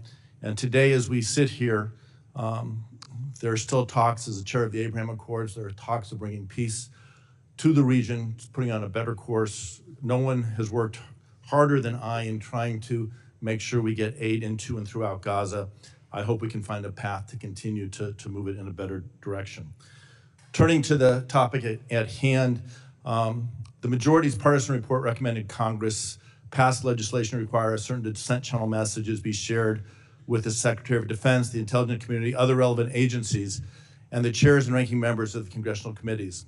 Salman Ahmed, the Director of Policy Planning, testified that you personally read every dissent cable that comes in and personally clear the response. Is that correct? Yes, it is. Director Ogman also testified about the reaction to the dissent cable.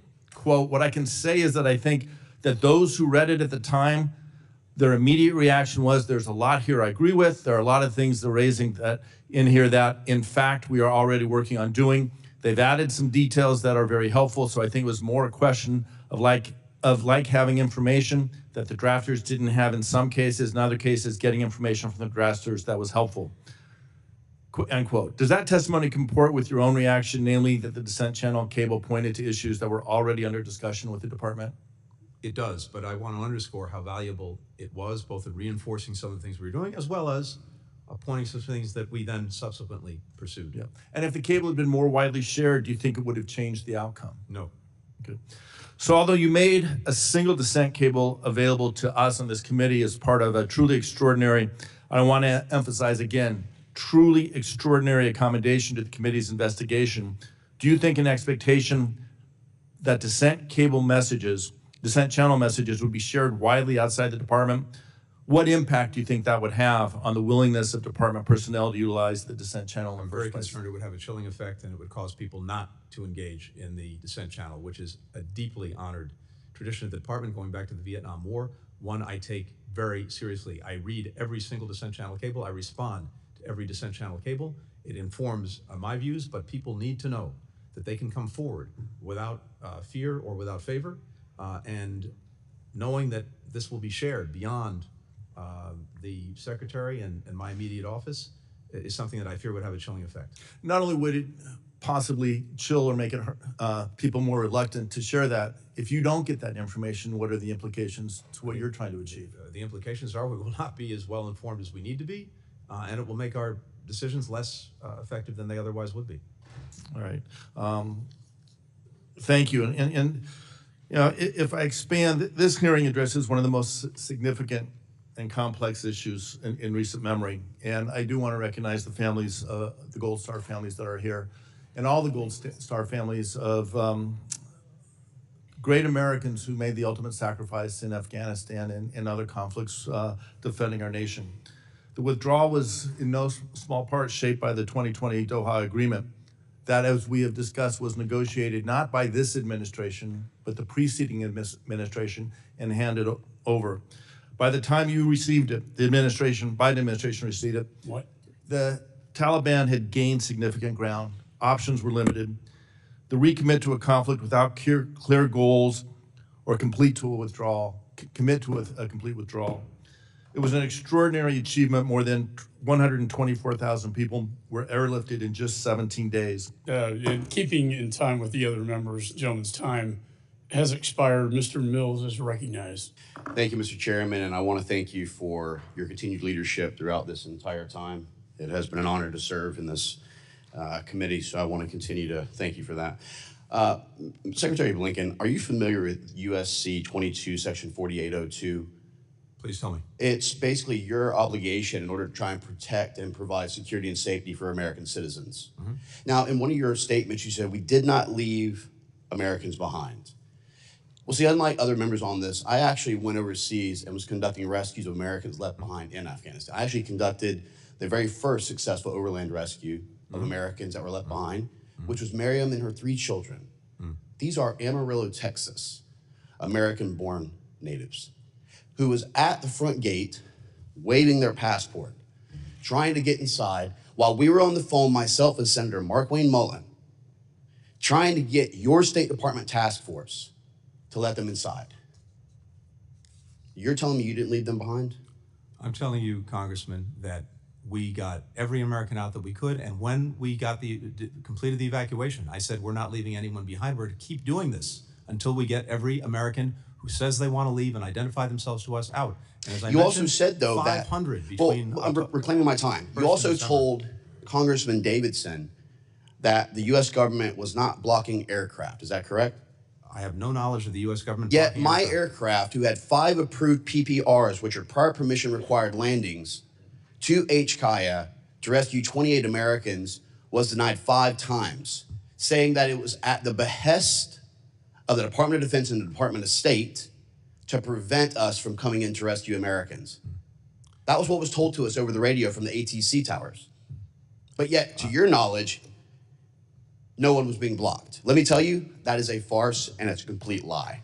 I'll also tell you that in a NEO, State Department does not take ultimate control once it is declared. It's the Department of Defense who actually is supposed to, yet your task force still try to hold operational control, which led to a lot of disruption, and that has been reported multiple times by commanders on the ground. Yeah, so I will tell you, I'm gonna finish, sir.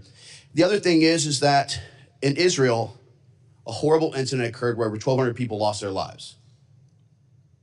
And yet the State Department had done nothing to come in and actually rescue Americans who had been left behind. How do I know that? Because the very first rescues conducted was on October 11th from Nazareth, Tiberias, and Haifa. How do I know it? Because I was the one who conducted them. 32 Americans that day, then into the West Bank, then into Jerusalem, then out towards Gaza. I got 255 Americans out by myself before the State Department lifted a finger and did anything to bring a plane in. Meanwhile, other nations were already flying aircraft in and out, rescuing their citizens. Again, another failure of 22 USC 4802. Not correct. I will also, it is correct, and the reason I know it's because I was there. Were you there, sir? I had an Were you entire there, sir? embassy there. You were not. Let's I go ahead had and start an with entire embassy that. there, and I've been there 12 times. Yeah, how many Americans did you rescue, sir? Yeah, we've gotten How many many Americans did you out. personally rescue, sir? None, correct? So don't try and talk to me about ground truth. You couldn't even control what was happening in Afghanistan. Let's start there.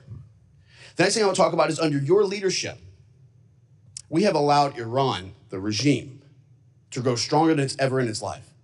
I'll give you some facts here. The Energy Information Agency said that Iran petroleum exports in Iran sold $144 billion in the first 3 years of your administration. Now, why is that number important? Well, because that is $100 billion more than what was permitted in the full 2 years of the Trump administration. You talked about we had to go forward with the Doha Agreement. That was part of the, even though it was a conditions-based agreement, you couldn't prevent from pulling out of that. But you had no problem pulling out of Remain in Mexico. That's led to an increase in sex trafficking, fentanyl deaths, and illegal migrants. More angel families than ever. You had no problem, but again, you can't pull out of it, and trying to delist the Houthi rebels from a terrorist organization that now has resulted in 12% of global trade through the Red Sea being disrupted. Do you agree that delisting the Houthis as a terrorist organization was a good play? in terms of making sure that humanitarian assistance could get to the people of Yemen and that the Houthis were designated under multiple other So authorities, endangering it American made no citizens while difference. now that they're getting It made increased no attacks difference. as a result They were of being- your they were- actual they were failures. being sanctioned And I under can tell many you with other absolute authorities. clarity, sir, reclaiming my time, I can tell you with absolute clarity that Hezbollah got stronger while you were in office.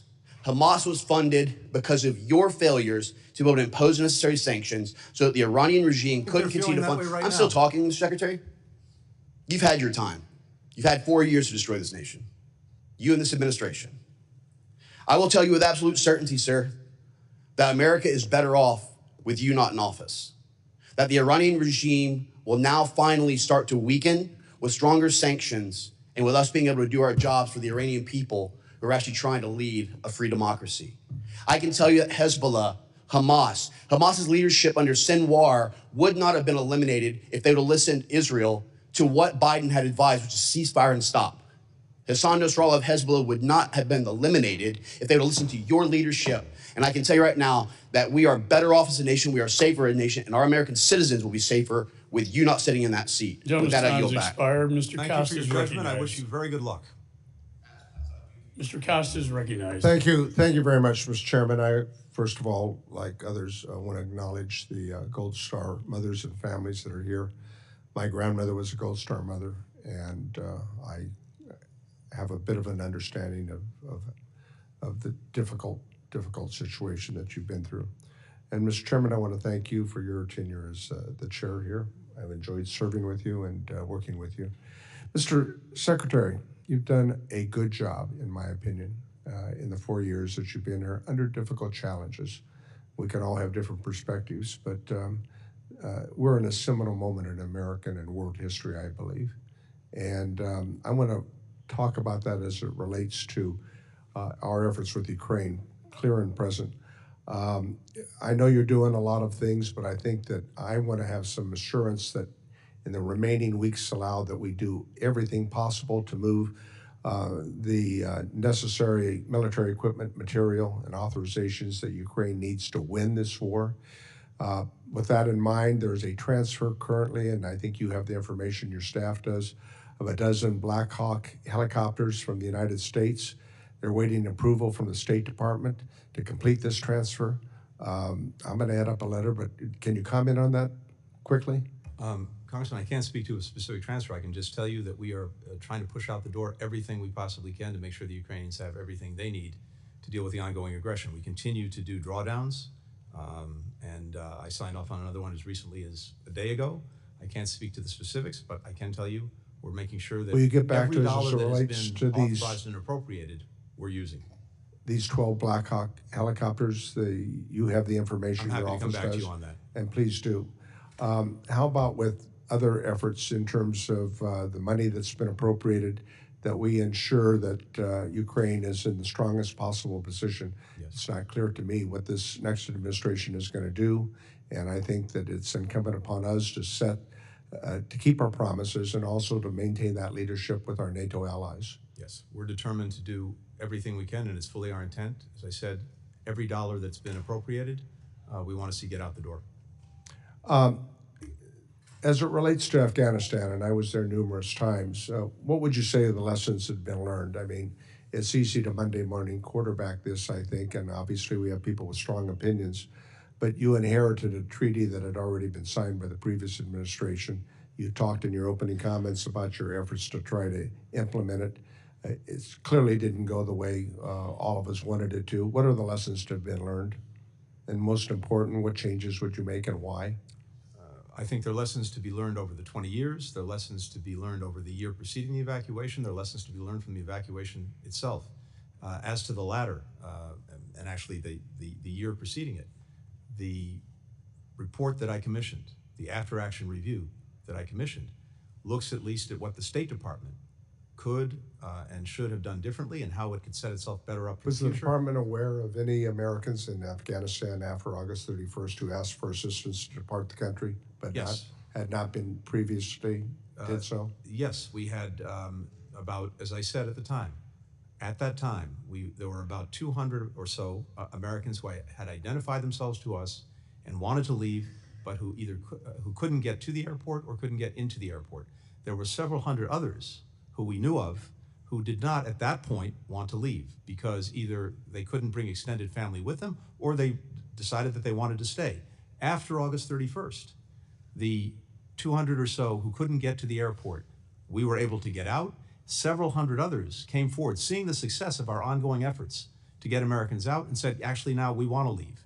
And between August 31st and December 31st, we got another 495, I believe, American citizens out of Afghanistan because of that enduring commitment to leave no one behind. Does it make sense that all Americans you may have heard of subsequent to August 31st or 2021 were ever in Afghanistan and then assumed that you had been there, or that the department had known waiting for your help to get them out prior to that date? I'm sorry, can you repeat the question? I missed the question. I said, does it make sense to just to add up that all the Americans you may have heard subsequently prior to the August 31st date were ever in Afghanistan and then assume that you knew that they were there and that they were going to have an option? Yeah, the challenge we've had, as you know, is that our citizens in any country around the world don't have to tell the government that they're there. They don't have to register with us. When they leave the country, they don't have to deregister. And in Afghanistan, we had many thousands of people who were, in effect, dual nationals who had made their lives in Afghanistan. So thank you for your service and thank you for the questions. I tell members I'm going to keep a very strict 5-minute rule. Secretary, I know you have a plane to catch to go to the Middle East. Chair recognizes Mr. Kane. Thank you, Mr. Chairman. And I also want to take this opportunity to thank you for your leadership in this Congress as well as of this committee. Mr. Secretary, you are here with us today to discuss the Biden administration's failure in the disastrous withdrawal from Afghanistan in August of 2021 and your role in the sad chapter that our country witnessed. During President Biden's time in office and your tenure as Secretary of State, our country has seen many international crises that have become more inflamed. This administration has slow-walked critical arms and capabilities to Ukraine and has prolonged this war into what will be soon its third year. This administration has also intentionally delayed vital assistance to Israel, and that has eroded confidence around the world about American continued support for our strongest ally in the Middle East. We need to, and in addition, you and your president lack of accountability and ownership for the withdrawal from Afghanistan is inexcusable. Mr. Secretary, why did you believe that the Taliban would negotiate with the Afghan government despite President Biden's unconditional surrender on April 14, 2021? As I said earlier, the Taliban had made commitments under Doha. We wanted to see them fulfill those commitments, including negotiating with the government on a transition. We made every effort diplomatically throughout that period to hold them to that, but it became clear that they wouldn't. And it also became clear that when the deadline expired, the deadline negotiated by the previous administration, they would go back to attacking our forces, attacking our partners, attacking the cities. It would have required us to send tens of thousands of Americans back to Afghanistan. That's not a decision the president is prepared to make. During that entire time, what leverage did the United States have over the Taliban once President Biden announced that he would abandon our allies, no matter what the Taliban's violations of the Doha Agreement would be? Again, we had a deadline negotiated by the previous administration, and the choice was not between the status quo and ending the war. The choice was between ending the war and escalating it, because again, they would have gone back to attacking us. We had only 2,500 forces in Afghanistan at that point. We would have had to have reinforced them dramatically had the Taliban gone back to directly attacking our forces, directly attacking our partners, going into Afghanistan cities. That was the choice before the president. Do you agree that your power sharing agreement further destabilized and delegitimized the Afghan government? I'm sorry, Congressman, can you repeat that? The power sharing agreement? Do you agree that your power sharing agreement further destabilized and delegitimized the Afghan government? There wasn't a power sharing agreement. It was the intent of the Doha Agreement that the Taliban negotiate with the government a ceasefire and a political transition, something that they didn't do. But that was what was in the Doha Agreement. That was the objective. It was clear that it didn't happen. That the Taliban was going to violate, and they did. On May 8th, 2021, your State Department held a rehearsal of concept drill with the Defense Department to plan for the withdrawal from Afghanistan. And during that meeting, the military warned against keeping Embassy Kabul open. Your deputy, Brian McKeon, responded, quote, "We at the State Department have a much higher risk tolerance than you guys." Mr. Secretary, it was you who tasked Mr. McKeon with purportedly leading the State Department's NEO planning. Is that correct? I'm sorry, again, I had trouble hearing that. Please repeat that. It was during this meeting where you were warned not to keep Embassy Kabul open. Your deputy, Brian McKeon, responded, quote, "We at the State Department have a much higher risk tolerance than you guys." Mr. Secretary, it's you who tasked Mr. McKeon with purportedly leading the State Department's NEO planning. Is that correct? And do you agree with his assessment? I can't speak to that conversation or to that meeting. What I can speak to is the fact that starting in April, we worked on every scenario with our colleagues from DOD. We did multiple exercises. We planned out what we would need to do, including in the event of a NEO. And as I said before, the decision to actually initiate the NEO is a collective decision made through the interagency process by all of the cabinet level members and ultimately by the president. The State Department technically initiates it, and it was on August 14th that everyone agreed that we should initiate the NEO. And for reasons that we've discussed before, we didn't want to precipitate a panic. No one believed that the government and military would collapse. We wanted to sustain our diplomatic efforts in Afghanistan. Respectfully, your decision to keep U.S. Embassy Kabul open against military advice put people's lives at risk, and people were killed. And I want to also express my sympathy. It was a collective decision. I want to express my Decision of the sympathy to administration. the families of the 13 service members who were killed at Abbey Gate, who I know many of the Gold Star families are here today. Thank you, Mr. Chairman. I yield back my time. Gentleman yields. Chair recognizes Mr. Almo. Thank you, Mr. Chairman, and I certainly want to thank you for your leadership as I've started my time in Congress on this committee, and I certainly look forward to working with you in other ways in the future. I certainly also want to recognize the Gold Star families, adding to the comments of my colleagues. We are grateful to you. Thank you, Secretary Blinken, for being here today.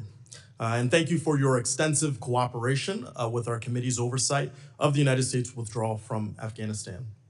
Over the past 3 years, your State Department provided thousands of pages of documents and facilitated countless interviews with many career and political officials. I understand this is one of many appearances that you've had on this topic before our committee, and I can relate. Despite only being in Congress for just over a year, this is my third hearing on Afghanistan in this committee. Unfortunately, for my friends on the other side of the aisle, the quantity of these hearings is not really correlated with the quality of them. Their so-called investigation selectively airbrushed the full picture of what happened in Afghanistan. Their report ignores any of the actions that Donald Trump took to negotiate the withdrawal. The report claims we abandoned our allies, but fails to mention how Trump folks left behind a backlog of more than 17,000 applications made by our Afghan allies for special immigrant visas. A backlog that forced President Biden's administration to speed up visa processing, bring in temporary help, and work around the clock to protect our allies during the withdrawal. Of all the errors in this flawed report, its worst sin is that it refuses to let facts get in the way of a good story. The report repeatedly claims the State Department waited too long to initiate the U.S. non-combatant evacuation operation. But the U.S. ambassador to Afghanistan at the time, Ross Wilson, has testified that initiating this evacuation operation too soon, quote, would have complicated our ability to get out. If we had left earlier, several thousand SIV applicants that we got out would not have been able to leave the country. We would have not been able to provide support to American citizens trying to get out. Our eyes and ears about what was happening around us would have been drastically degraded, unquote. Secretary Blinken, do you agree that Ambassador Wilson's testimony reflects the conditions on the ground at the time and after you initiated the non-combatant evacuation operation? Were there any additional steps that you personally took to ensure that our personnel and allies had the help and resources they needed? Yes, thank you. I agree with Ambassador Wilson's assessment. And once the evacuation was underway, the NEO was underway, we surged resources to the embassy, including dozens of consular officers to make sure that we could process anyone getting to and into the airport, American citizens and others eligible to come to the United States. And I have to tell you, Congressman, I have immense pride in the people of my department. I had hundreds raise their hand and volunteer, including dozens who ran into the burning building of HKIA Airport during the evacuation, to look out for their fellow citizens, to look out for our Afghan partners, and to do everything possible to bring them out of harm's way. Yeah. Well, Secretary, I'm grateful for your leadership, and I frankly just wanted to give you an opportunity to correct the record on any claims that we've heard today, and really just communicate some lasting thoughts about this as you depart the State Department. Look, all I can say is we don't have time to go through everything. I think we've addressed a number of these questions throughout this hearing, and I'm always happy to pursue these conversations. I just hope that somehow we can find ways to work effectively together to shed more light than heat on these very difficult issues. I think that's the spirit in which we should approach things. And for my part, I've been determined to learn the lessons from this experience, not only to learn them, but to act on them. And we've made the State Department stronger and better able to respond to crises than it was when we found it, or it was during the Afghan evacuation. And I think that spirit is the one that I would hope would apply to everything we do. I've worked so well with so many members of this committee on both sides of the aisle. I hope that that continues even in places where we have deep disagreements. We can question each other's judgments. That's totally appropriate. I hope that we can get out of the business of questioning each other's motives. Thank you, Mr. Secretary, and with that, I yield back. Gentleman's time has expired. I recognize Mr. Lawler from New York. Thank you, Mr. Chairman. Mr. Secretary, have you read this report in full? I have read the executive summary of the report. I haven't read the entire report yet. Okay. I've read the executive summary. I hope that you will take this copy with you on your flight to the Middle East and read it, because this is your legacy. This is your legacy. Starting with the disastrous withdrawal in Afghanistan that resulted in the death of 13 U.S. service members, creating 13 Gold Star families. Families our vice president hasn't even been bothered to meet with. Then the Russian invasion of Ukraine, the terrorist attack on Israel, the illicit oil trade between China and Iran to the tune of $200 billion under your watch. That is what is funding Hamas, Hezbollah, the Houthis, and other terror networks in the region. China threatening Taiwan. This is your legacy. And this stems from this disastrous withdrawal. So I hope you read the report in full and reflect upon that. You talk about the Doha Agreement. It's conditions-based.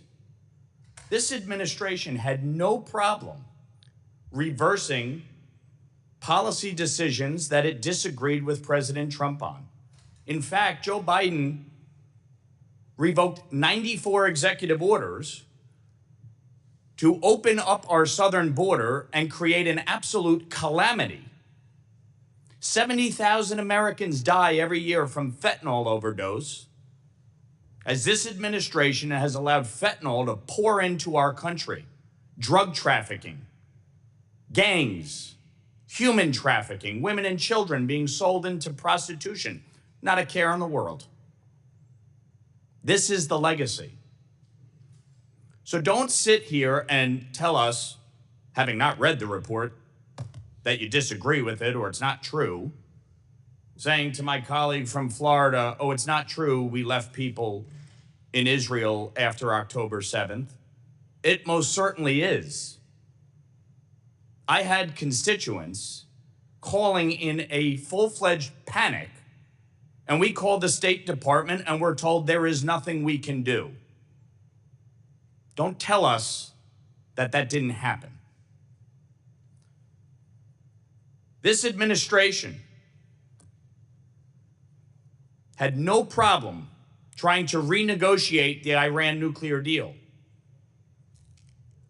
No problem lifting sanctions on Iran, allowing for the illicit oil trade. So when you say that the previous administration negotiated the Doha Agreement and therefore we were bound by it, that is complete and utter bullshit. And you know it. You absolutely had the ability, based on the conditions on the ground,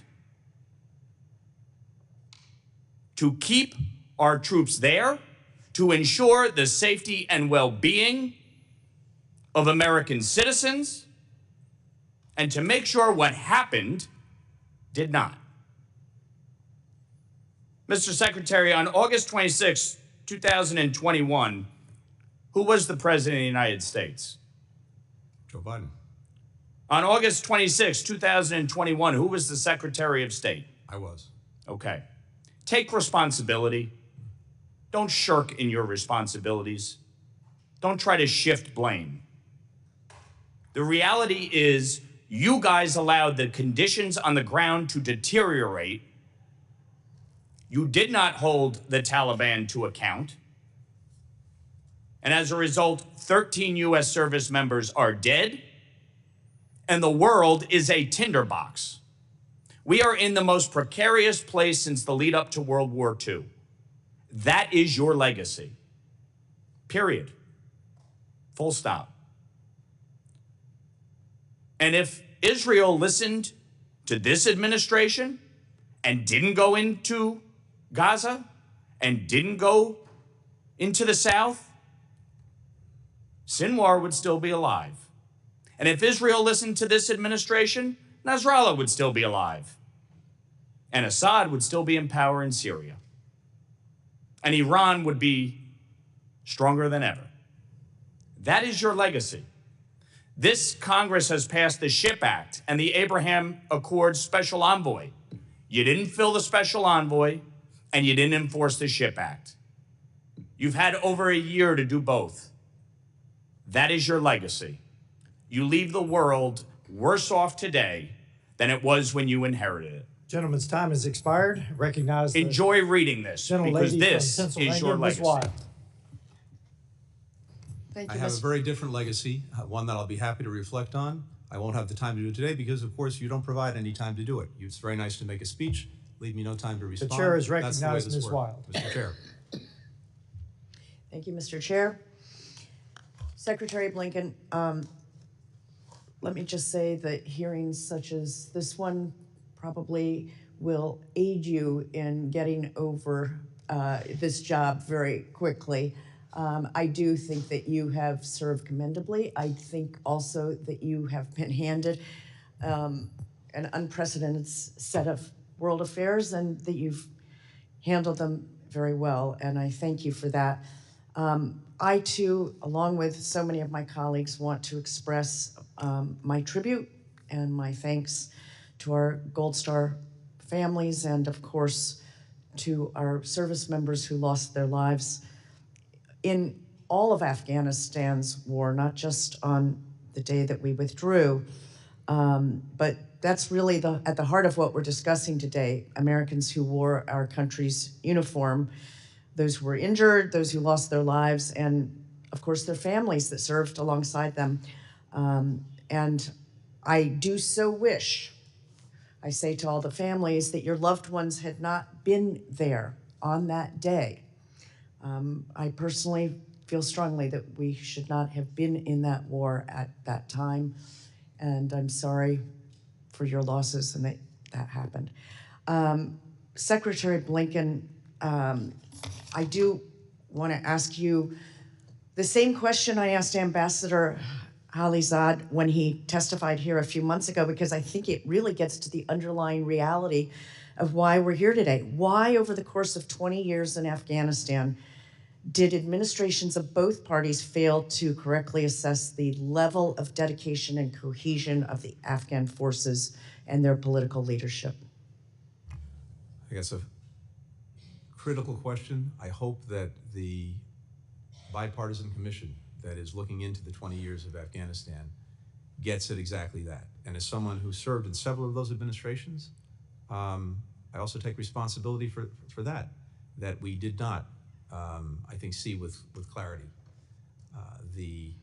not only the durability of the Afghan government and the Afghan security forces, but see with clarity how difficult, if not impossible, it would be for us from the outside to somehow build a cohesive country and society. And that is something that, as you said, took place over multiple administrations. And I think that is a critical question that we get a better understanding of. And my hope is that the Commission will look into that. Well, thank you. I hope so too. You know, I have grave concerns about the politicization of intelligence that somehow seems to fit a pre-designed agenda over several decades of U.S. military involvement. That is by no means any kind of critique of our troops ever. It's the people who are making decisions at a much higher level. And I worry that we have a cherry picking of intelligence and data. And I hope that's something that the Commission will also look at, because I think it's vital to make sure that we don't end up in any more forever wars. How do you account, and I know we're running out of time, but can you comment on the intelligence failures specific to Afghanistan? Look, I think this is collective, which is to say, the State Department had knowledge and perspective on this. The Defense Department, having worked with the Afghan military for 20 years, had perspective and knowledge, and of course the intelligence community did. So the judgments that we reached, I would say, were collective judgments. And as I said before, and we've said repeatedly, as we looked at the preponderance of views, there was no one anticipated the collapse of the government, the collapse of the Afghan forces, when it happened or as quickly as it happened. Can I just stop you real quickly, because I wanted to ask you, were you personally surprised by President Ghani's decision to flee? I was, because I think, as I mentioned earlier, I was on the phone with him late at night on the 14th of August, and he told me we were working on trying to get an agreement to move forward between the Taliban and the government to negotiate some kind of transitional government as a way of averting all of this and moving Afghanistan to a better place. He told me that he was determined to try to do that, but if the Taliban refused, he was going to stay and fight. That was on August 14th. He was gone on August 15th. Well, thank you. I do hope we as a country learn from this experience. There's obviously a great deal of information to be gathered, and hopefully will be gathered in a nonpartisan or a bipartisan manner so that we can learn in the future. Thank you, Mr. Chairman. I yield back. The gentlelady yields. I recognize myself for 5 minutes. You've mentioned probably 5 times today the fact that your intel failure to know what was going to happen. There's an old book you need to read. It's called Groupthink. It examines disasters exactly like this in the past. It probably is worthwhile reading because that's what happened, Groupthink. Now, those of us on this committee who served in Afghanistan and Iraq understand that evil still stalks the world. We saw it. And many of my colleagues on this committee served far deeper into Afghanistan and Iraq than I did. But evil still stalks the world. And I've also heard you say several times here about humanitarian assistance. There is an old military, political concept that says military use is a failure of diplomacy. It's the last bastion of it. Well, as expected, Mr. Secretary, this has been an interesting back and forth, as I knew it would be. And since I'm fairly low on the totem pole here, we've plowed that ground well. I want to talk about the consequences of this in the world following the disastrous withdrawal from Afghanistan. I think one of my colleagues on the other side of the aisle talked about repercussions. There have been many. I'll just mention 2. Following this botched withdrawal and the Taliban takeover, our adversaries have been on the march around the world, encouraged by this error, this strategic error. Words fail to capture the magnitude of the consequences that have been suffered across the globe because of this withdrawal.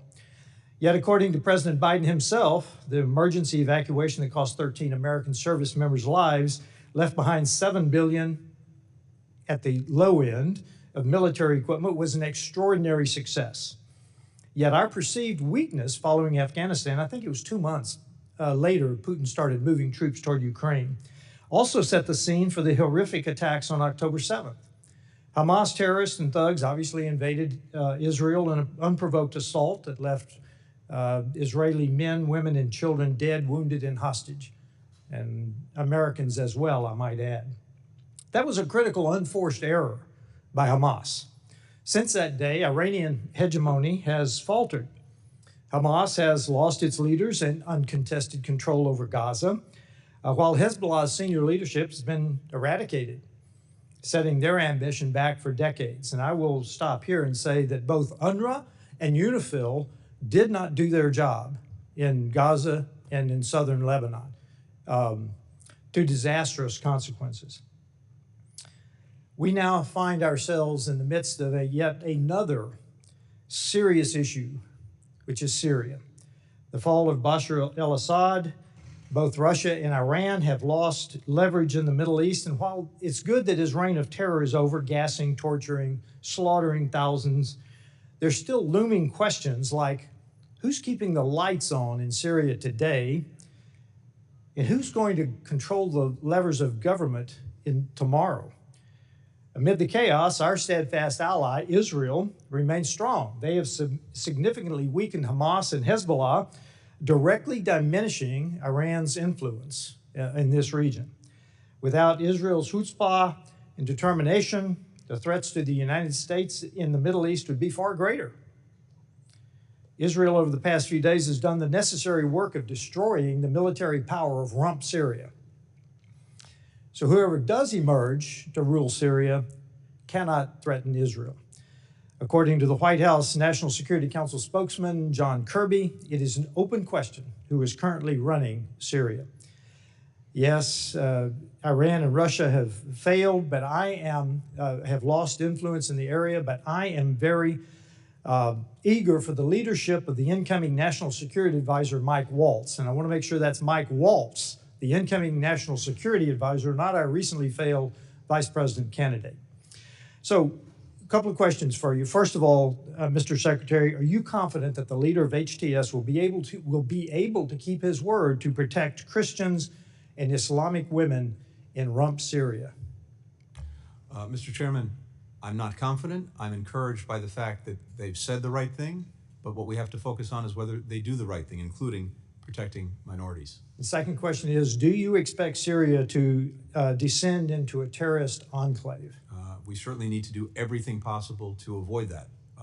And the coming days, the coming weeks will be critical to that. That's why, and by the way, I very much appreciate you keeping this hearing on time along with Chairman McCall. I need to leave to get on a plane to go to the region to see King Abdullah of Jordan. And I appreciate that there's some other members here who've not yet had a chance to ask questions. I'm happy to take those questions for the record and get back to you quickly. Mr. Secretary, I yield back to the chairman, and he will recess this. Thank you, sir. Chair recognizes Mr. Moskowitz. Mr. Chairman, thank you. I'll be quick, Mr. Secretary. First, let me thank the chairman, Chairman McCall, for his bipartisan work on this committee. This has been one of those bright spots of this Congress. I want to thank you, Mr. Secretary, for your sacrifice and your service to the country. These jobs are unforgiving and have deep impacts on everybody's individual families. And so I want to thank you for your service. I want to thank the Gold Star family for being here. And like I have before, apologize to them for what happened to their loved ones in Afghanistan. I'm not going to go into all of the stuff that's been said by 30 people, but I do want to say this, Mr. Chairman. You know, the official Twitter account of this committee put out a tweet at 11:27, and it says, at this committee's final hearing this Congress, we brought in Secretary Blinken to testify on the disastrous Biden-Harris withdrawal from Afghanistan after months of stonewalling. Sadly, many of the Democratic seats are empty at this important hearing. I don't know what intern put this out, but it is misinformation, and it is literally a lie. First of all, if you look at the picture, half the seats on that side of the aisle are empty, and I'm not blaming them. That's how these committees work. We all know this. People come in and out of these hearing rooms. But let me give you the numbers. 20 of the 23 Democrats on this committee were here today. 23 of the 28 Republicans were here today. Of the ones that were here, 17 Democrats asked questions, 17 Republicans asked questions. So the official account of this committee is making it appear that we don't care about what happened in Afghanistan. It is not true. And that tweet should come down. Because while our enemies are trying to divide us abroad in social media, we're just giving them a gift by saying, hey, half the party, half the country doesn't care. There were major mistakes made in Afghanistan. I've said that in previous hearings. So I appreciate everyone going on their soapbox about morality and truth and facts and trying to hold the secretary to that high standard. But then we got to do it ourselves in this committee. Mr. Secretary, a lot of things were said. I know you have to leave. I just wanted to give you the balance of my time to close about your legacy. Thank you. Look, I have to leave it to others to make those judgments. But from my perspective, we have worked from day one to re-engage, re-energize, and even reimagine our alliances and partnerships around the world. We've done just that. And as a result, we are in a much stronger position than we were to deal with a multiplicity of challenges, more complicated than at any time in the 32 years that I've been engaged in this work. We demonstrated that with the work of bringing more than 50 countries together in support of Ukraine as it dealt with the Russian aggression. We've demonstrated that in building extraordinary convergence that we've never seen before in terms of purpose and action when it comes to dealing with the challenges posed by China among European allies and partners and among partners and allies in the Indo-Pacific and beyond. We've seen that in bringing countries together to tackle everything from COVID to fentanyl to food security. Across the board, that's a result of our engagement, of our diplomacy, of bringing countries together in common purpose and in ways that advance the national interest. That's how I've seen it. Others are free to make their own judgments about it. But I think in doing that, one of the sources of our strength and success is the ability to work closely with Congress. We're stronger at home because we've made remarkable investments in things like infrastructure, the CHIPS and Science Act, the IRA. That goes directly to our strength abroad. Other countries see that. They see that we've reinvested in our own competitiveness. They want to work with us, they want to engage with us, they want to partner with us. And because we've been so attentive to our alliances and partnerships, we now have countries that before were looking to do things on their own without us, that are now united with us in common purpose. That doesn't just happen. It happens because we have extraordinary men and women at the State Department, among other places, who are out there every single day, building those alliances, building those partnerships, and then using them when we need to deal with challenges like Russia and Ukraine, like China, like so many of the other challenges we face around the world. Thank you. Thank you. I yield the balance of my time back, Mr. Chairman. Gentleman yields. Chair recognizes Mr. McCormick. Thank you, Mr. Chair, and thank you for being here, Mr. Secretary. I know that your main responsibility as a secretary is to execute the president's foreign policy. As an Afghan veteran and as a guy who's got tons of friends that served over there even longer than I did, years away from their family, the guys who lost their limbs, the families who sacrificed, the people who lost their lives, my hat's always off for those families who are gold stars, and even the families who just served and made that sacrifice away from their families. I really have great respect. I know we were there for about 20 years in Afghanistan, so you can't take responsibility for 20 years, but you can take responsibility for those 4 years. I know that we spent about $2 trillion of that dollars. A lot of that wasn't on your watch. That's also a lesson learned that we had to live with. I know 2,462 lives roughly passed because of that war. that we sacrifice as Americans, but most of those not on your watch. What I do want to hold you and our leadership accountable for is the stuff we left behind, very specifically. Yesterday, I had the ambassador of Pakistan in my office, and we were talking about terrorism in his nation and how we create stability in that region. I'm a foreign affairs guy that's my region. And they had over 600 terrorist attacks in their nation last year, and I was like, why? Why so many? He said, because a lot of the weapons that we left behind in Afghanistan are now being used for attacks in Pakistan and other areas around there, and it's munitions we left behind. I personally thought it was a horrible withdrawal. I've talked to Millie. I've already had a breakdown. He went down and step by step went through the process of the withdrawal.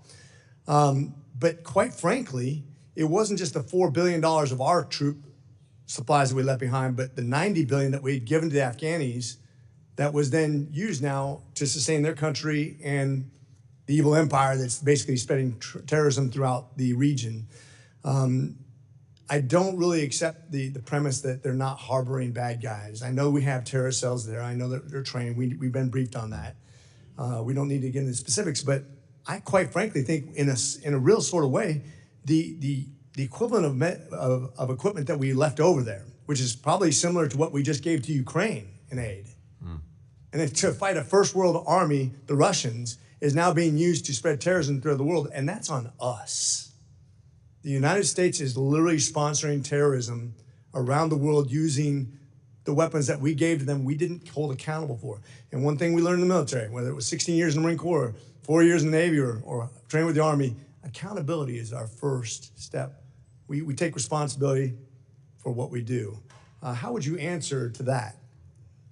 So two things, Congressman. I very much appreciate the question. First, the weapons you're referring to built up over 20 years. Mm-hmm. The hard reality is that in order to avoid extending the war, escalating the war, sending tens of thousands of Americans back into Afghanistan, would have been impossible to take out all of those weapons, all of that equipment. Much of it was dismantled or otherwise made inoperative. Much of it that remained is almost certainly inoperative because it had to be maintained, and they don't have the capacity to maintain it. But I grant you, there are no doubt some number of weapons or equipment that, yes, are being used by the regime. But the Taliban government itself is not in the business, for all of the horrific things that it's doing inside Afghanistan to its people, is not in the business of exporting terrorism in this moment. And that at least is a good thing.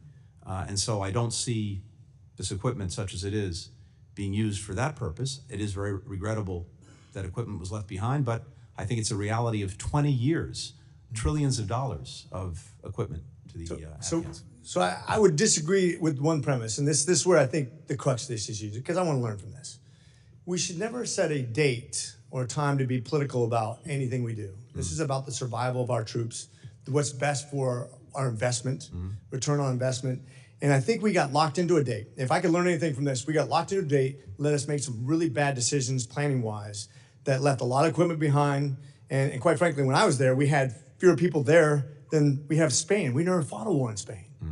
And we're so in a hurry to say, I want this feather in my cap that I got out of Afghanistan, that we forgot to do it right. When you forget to do it right, shame on us. And I think we should never be locked into a date or a time or a situation where we're not in control, because we are the biggest, baddest country on the planet. And shame on us for not doing it right, because I think that costs us a lot of reputation. With that, I yield. Gentleman's time has expired. We're going to try to keep this brief. I know the Secretary has to go to the Middle East to meet with the King of Jordan. Mr. Moran from Texas is recognized. Thank you, Mr. Chairman. Mr. Secretary, thanks for being here today. I want to start where Mr. Moskowitz left off just a second ago. Speaking about the withdrawal, he said, and I quote, "There were major mistakes made in Afghanistan." First of all, do you agree with that statement by Mr. Moskowitz? I do. Could you specify the mistakes that you believe were made in the withdrawal from Afghanistan? Yeah. I think the most fundamental mistake was, again, not recognizing that the fragility of the Afghan government, the Afghan security forces, and not anticipating across the government, and I take responsibility for this along with the other departments of government, in recognizing that there was a potential, more than the potential, a likelihood of very quick collapse by both the government and the security forces. How would you advise a president in the future under similar circumstances to do something different? What different advice would you give to him or her? I think we have to do what we did, but obviously we didn't see this piece of it, which is to continuously question the assumptions, to continuously prod and push on any assumptions, including about the durability of a government or the military forces. Do you think it was a mistake to withdraw, even though the conditions preceding in the Doha Agreement had not been met by the factions in Afghanistan? I do not. I believe it was the right thing to do to end America's longest war. I believe that our country is actually better for it, stronger for it. I believe our adversaries have seen that we were not going to get bogged down into another decade of war in Afghanistan, and that has been a good thing. And again, I just remind you that the basic choice, to the extent there was a choice, was between ending the war and leaving or escalating it, because part of the Doha Agreement was a commitment by the Taliban not to attack our forces between the time the agreement was signed and the withdrawal date that was set in the Doha Agreement was reached. Once that was breached, they would go back to attacking us. Our partners, our military determined we would have to send tens of thousands of forces back to Afghanistan. I think I heard you say earlier that you didn't think there was a connection between the botched withdrawal and the increased aggression by Russia as against Ukraine earlier. Did I hear you correctly say that? That's correct. When the withdrawal occurred, former U.S. Ambassador to NATO, Ivo Dalder, warned a few days after President Biden's unconditional surrender to the Taliban that, quote, Moscow and Beijing will look closely at how we react in one situation to set the stage for the other. So did you disagree with that then, or do you disagree with that now? So what we saw, first of all, is that, of course, Russia had massed all of these forces well before the withdrawal or the decision, actually, to go forward with it. We saw that take place in the spring. Second, Russia has a long experience with Afghanistan. It probably knows better than anyone the folly of getting bogged down in that country. And what we've seen since is the United States marshaling more than 50 countries, coming to the defense of Ukraine and doing tremendous damage to Russia's efforts in Ukraine. Let's look at what the Chinese said about this. On the second anniversary of the withdrawal, Chinese Foreign Ministry spokesman Wang Wenbin said, quote, on this date 2 years ago, the whole world witnessed the, quote, Kabul moment when the U.S. hastily withdrew its troops from Afghanistan. What happened in Afghanistan marked a military, political, and counterterrorism failure of the U.S. in Afghanistan. That's a quote by a Chinese government official. Do you think that our withdrawal from Afghanistan and the way that we handled it precipitated additional aggression by China towards Taiwan? I don't. In fact, we've seen this build up for more than a decade. And again, as I said earlier, in 2008, we had 200,000 troops between Afghanistan and Iraq. That's when the Russians invaded Georgia. In 2014, we still had 12,000 troops in Afghanistan. That's when the Russians first invaded Ukraine. These decisions are made for their own reasons, and with Russia and Ukraine, or with China and Taiwan. This long predated any things we decided or did in I want to ask real quickly, as my time expires, about before and after our withdrawal. So if we're looking before and after the withdrawal, do you think that the situation in Afghanistan is better inside Afghanistan today or before withdrawal as it relates to, number one, the safety and security of women and young girls? I think the situation is worse for women and young girls. There's no question about that. What about the access and opportunities for education for women and young girls today or before withdrawal? Worse. No question about that. The opportunities to enter the workforce for women today or before withdrawal? Worse. Do you think a leave-behind force, even a small force, may have created stability in the region, or would that not have been something? That was not the choice. The choice was not leaving 2,500 people there. The choice was whether we were going to send tens of thousands of Americans back indefinitely with no guarantee of better results. It's also important to remember that by December 2020, the Taliban either controlled or contested territory that had 75% of the population of Afghanistan. Life for them then, including women and girls, was not good. But I agree with you, it's gotten worse. Do you agree we need to take additional steps to protect the lives of women and young girls in Afghanistan? Yeah, I agree we need to maximize every effort to do that. Chair recognizes Mr. Moylan. Thank you. Mr. Chairman, I'm very sorry to interrupt, but Sure. as we said before this hearing, I had a hard stop at 2 o'clock. I agree. If we could keep this limited, we have Mr. Moylan, Mr. Van I'm happy to Orden. take, I very much respect the members and their questions. I'm happy to take the questions and respond within the next week. Why don't we ask both of you? I want to give you the opportunity to ask one question. One question. Thank you, Mr. Secretary. Thank you, Mr. Chairman. General Miller was our last commander of U.S. forces in Afghanistan, Mr. Secretary, and he came before this committee. And the important thing that General Miller wanted to relay to us was about the characterization of your State Department's attitude toward the military, Mr. Secretary. General Miller was saying to this committee that there was this assumption, the State Department's assumption, that we don't need the military. It was the State Department's assumption, according to General Miller, that why don't you know this, General? You're withdrawing. Why don't you get out of here? All of you, just go away. That's General Miller, our last commander of U.S. forces in Afghanistan, what he felt important to share with this committee. Mr. Secretary, in institutions like the State Department, your State Department, such attitudes often come from the top. I'm an Army officer myself, and it's all up to the leadership. So is it your assumption, sir? Did you assume to your State Department that your embassy in Afghanistan did not need the military?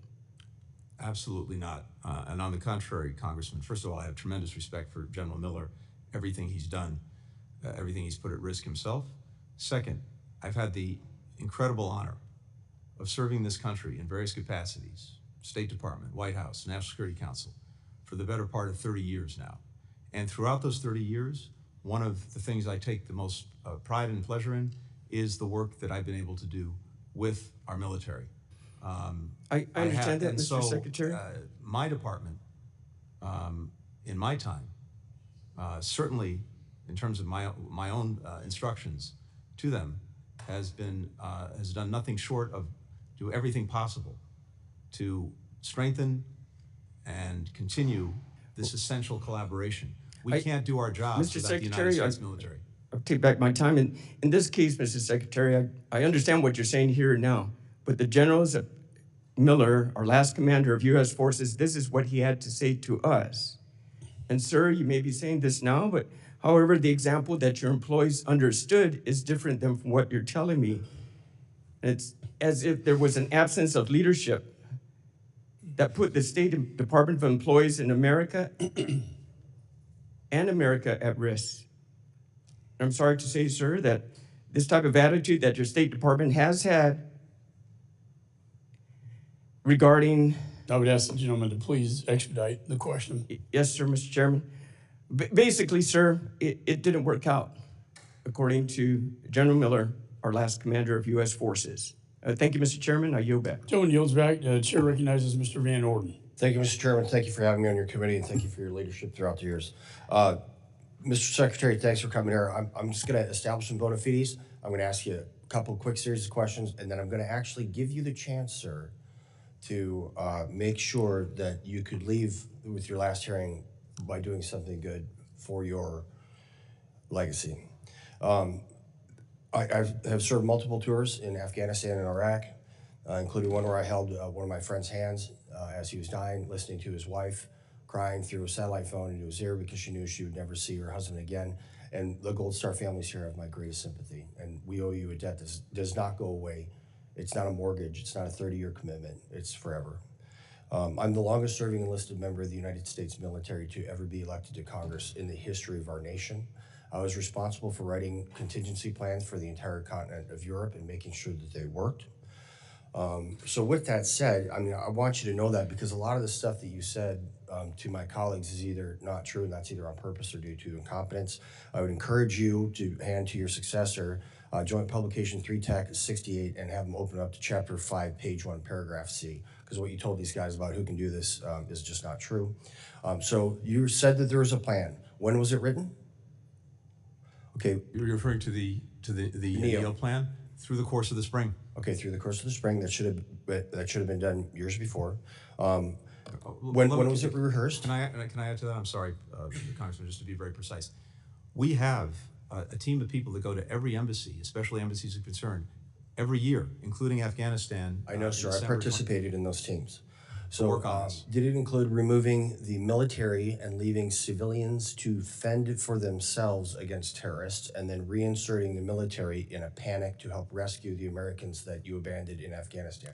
Was that an annex on the plan? It was based on the premise that It wasn't. government Okay, would did collapse. it include flying over 170,000 unvetted Afghans and distributing them throughout the country, including the 13,000 that you sent to my district in Fort McCoy, Wisconsin? No? Okay. Where are those Afghans, by the way? We don't know. And I was just given this note. What you just testified under oath is not true.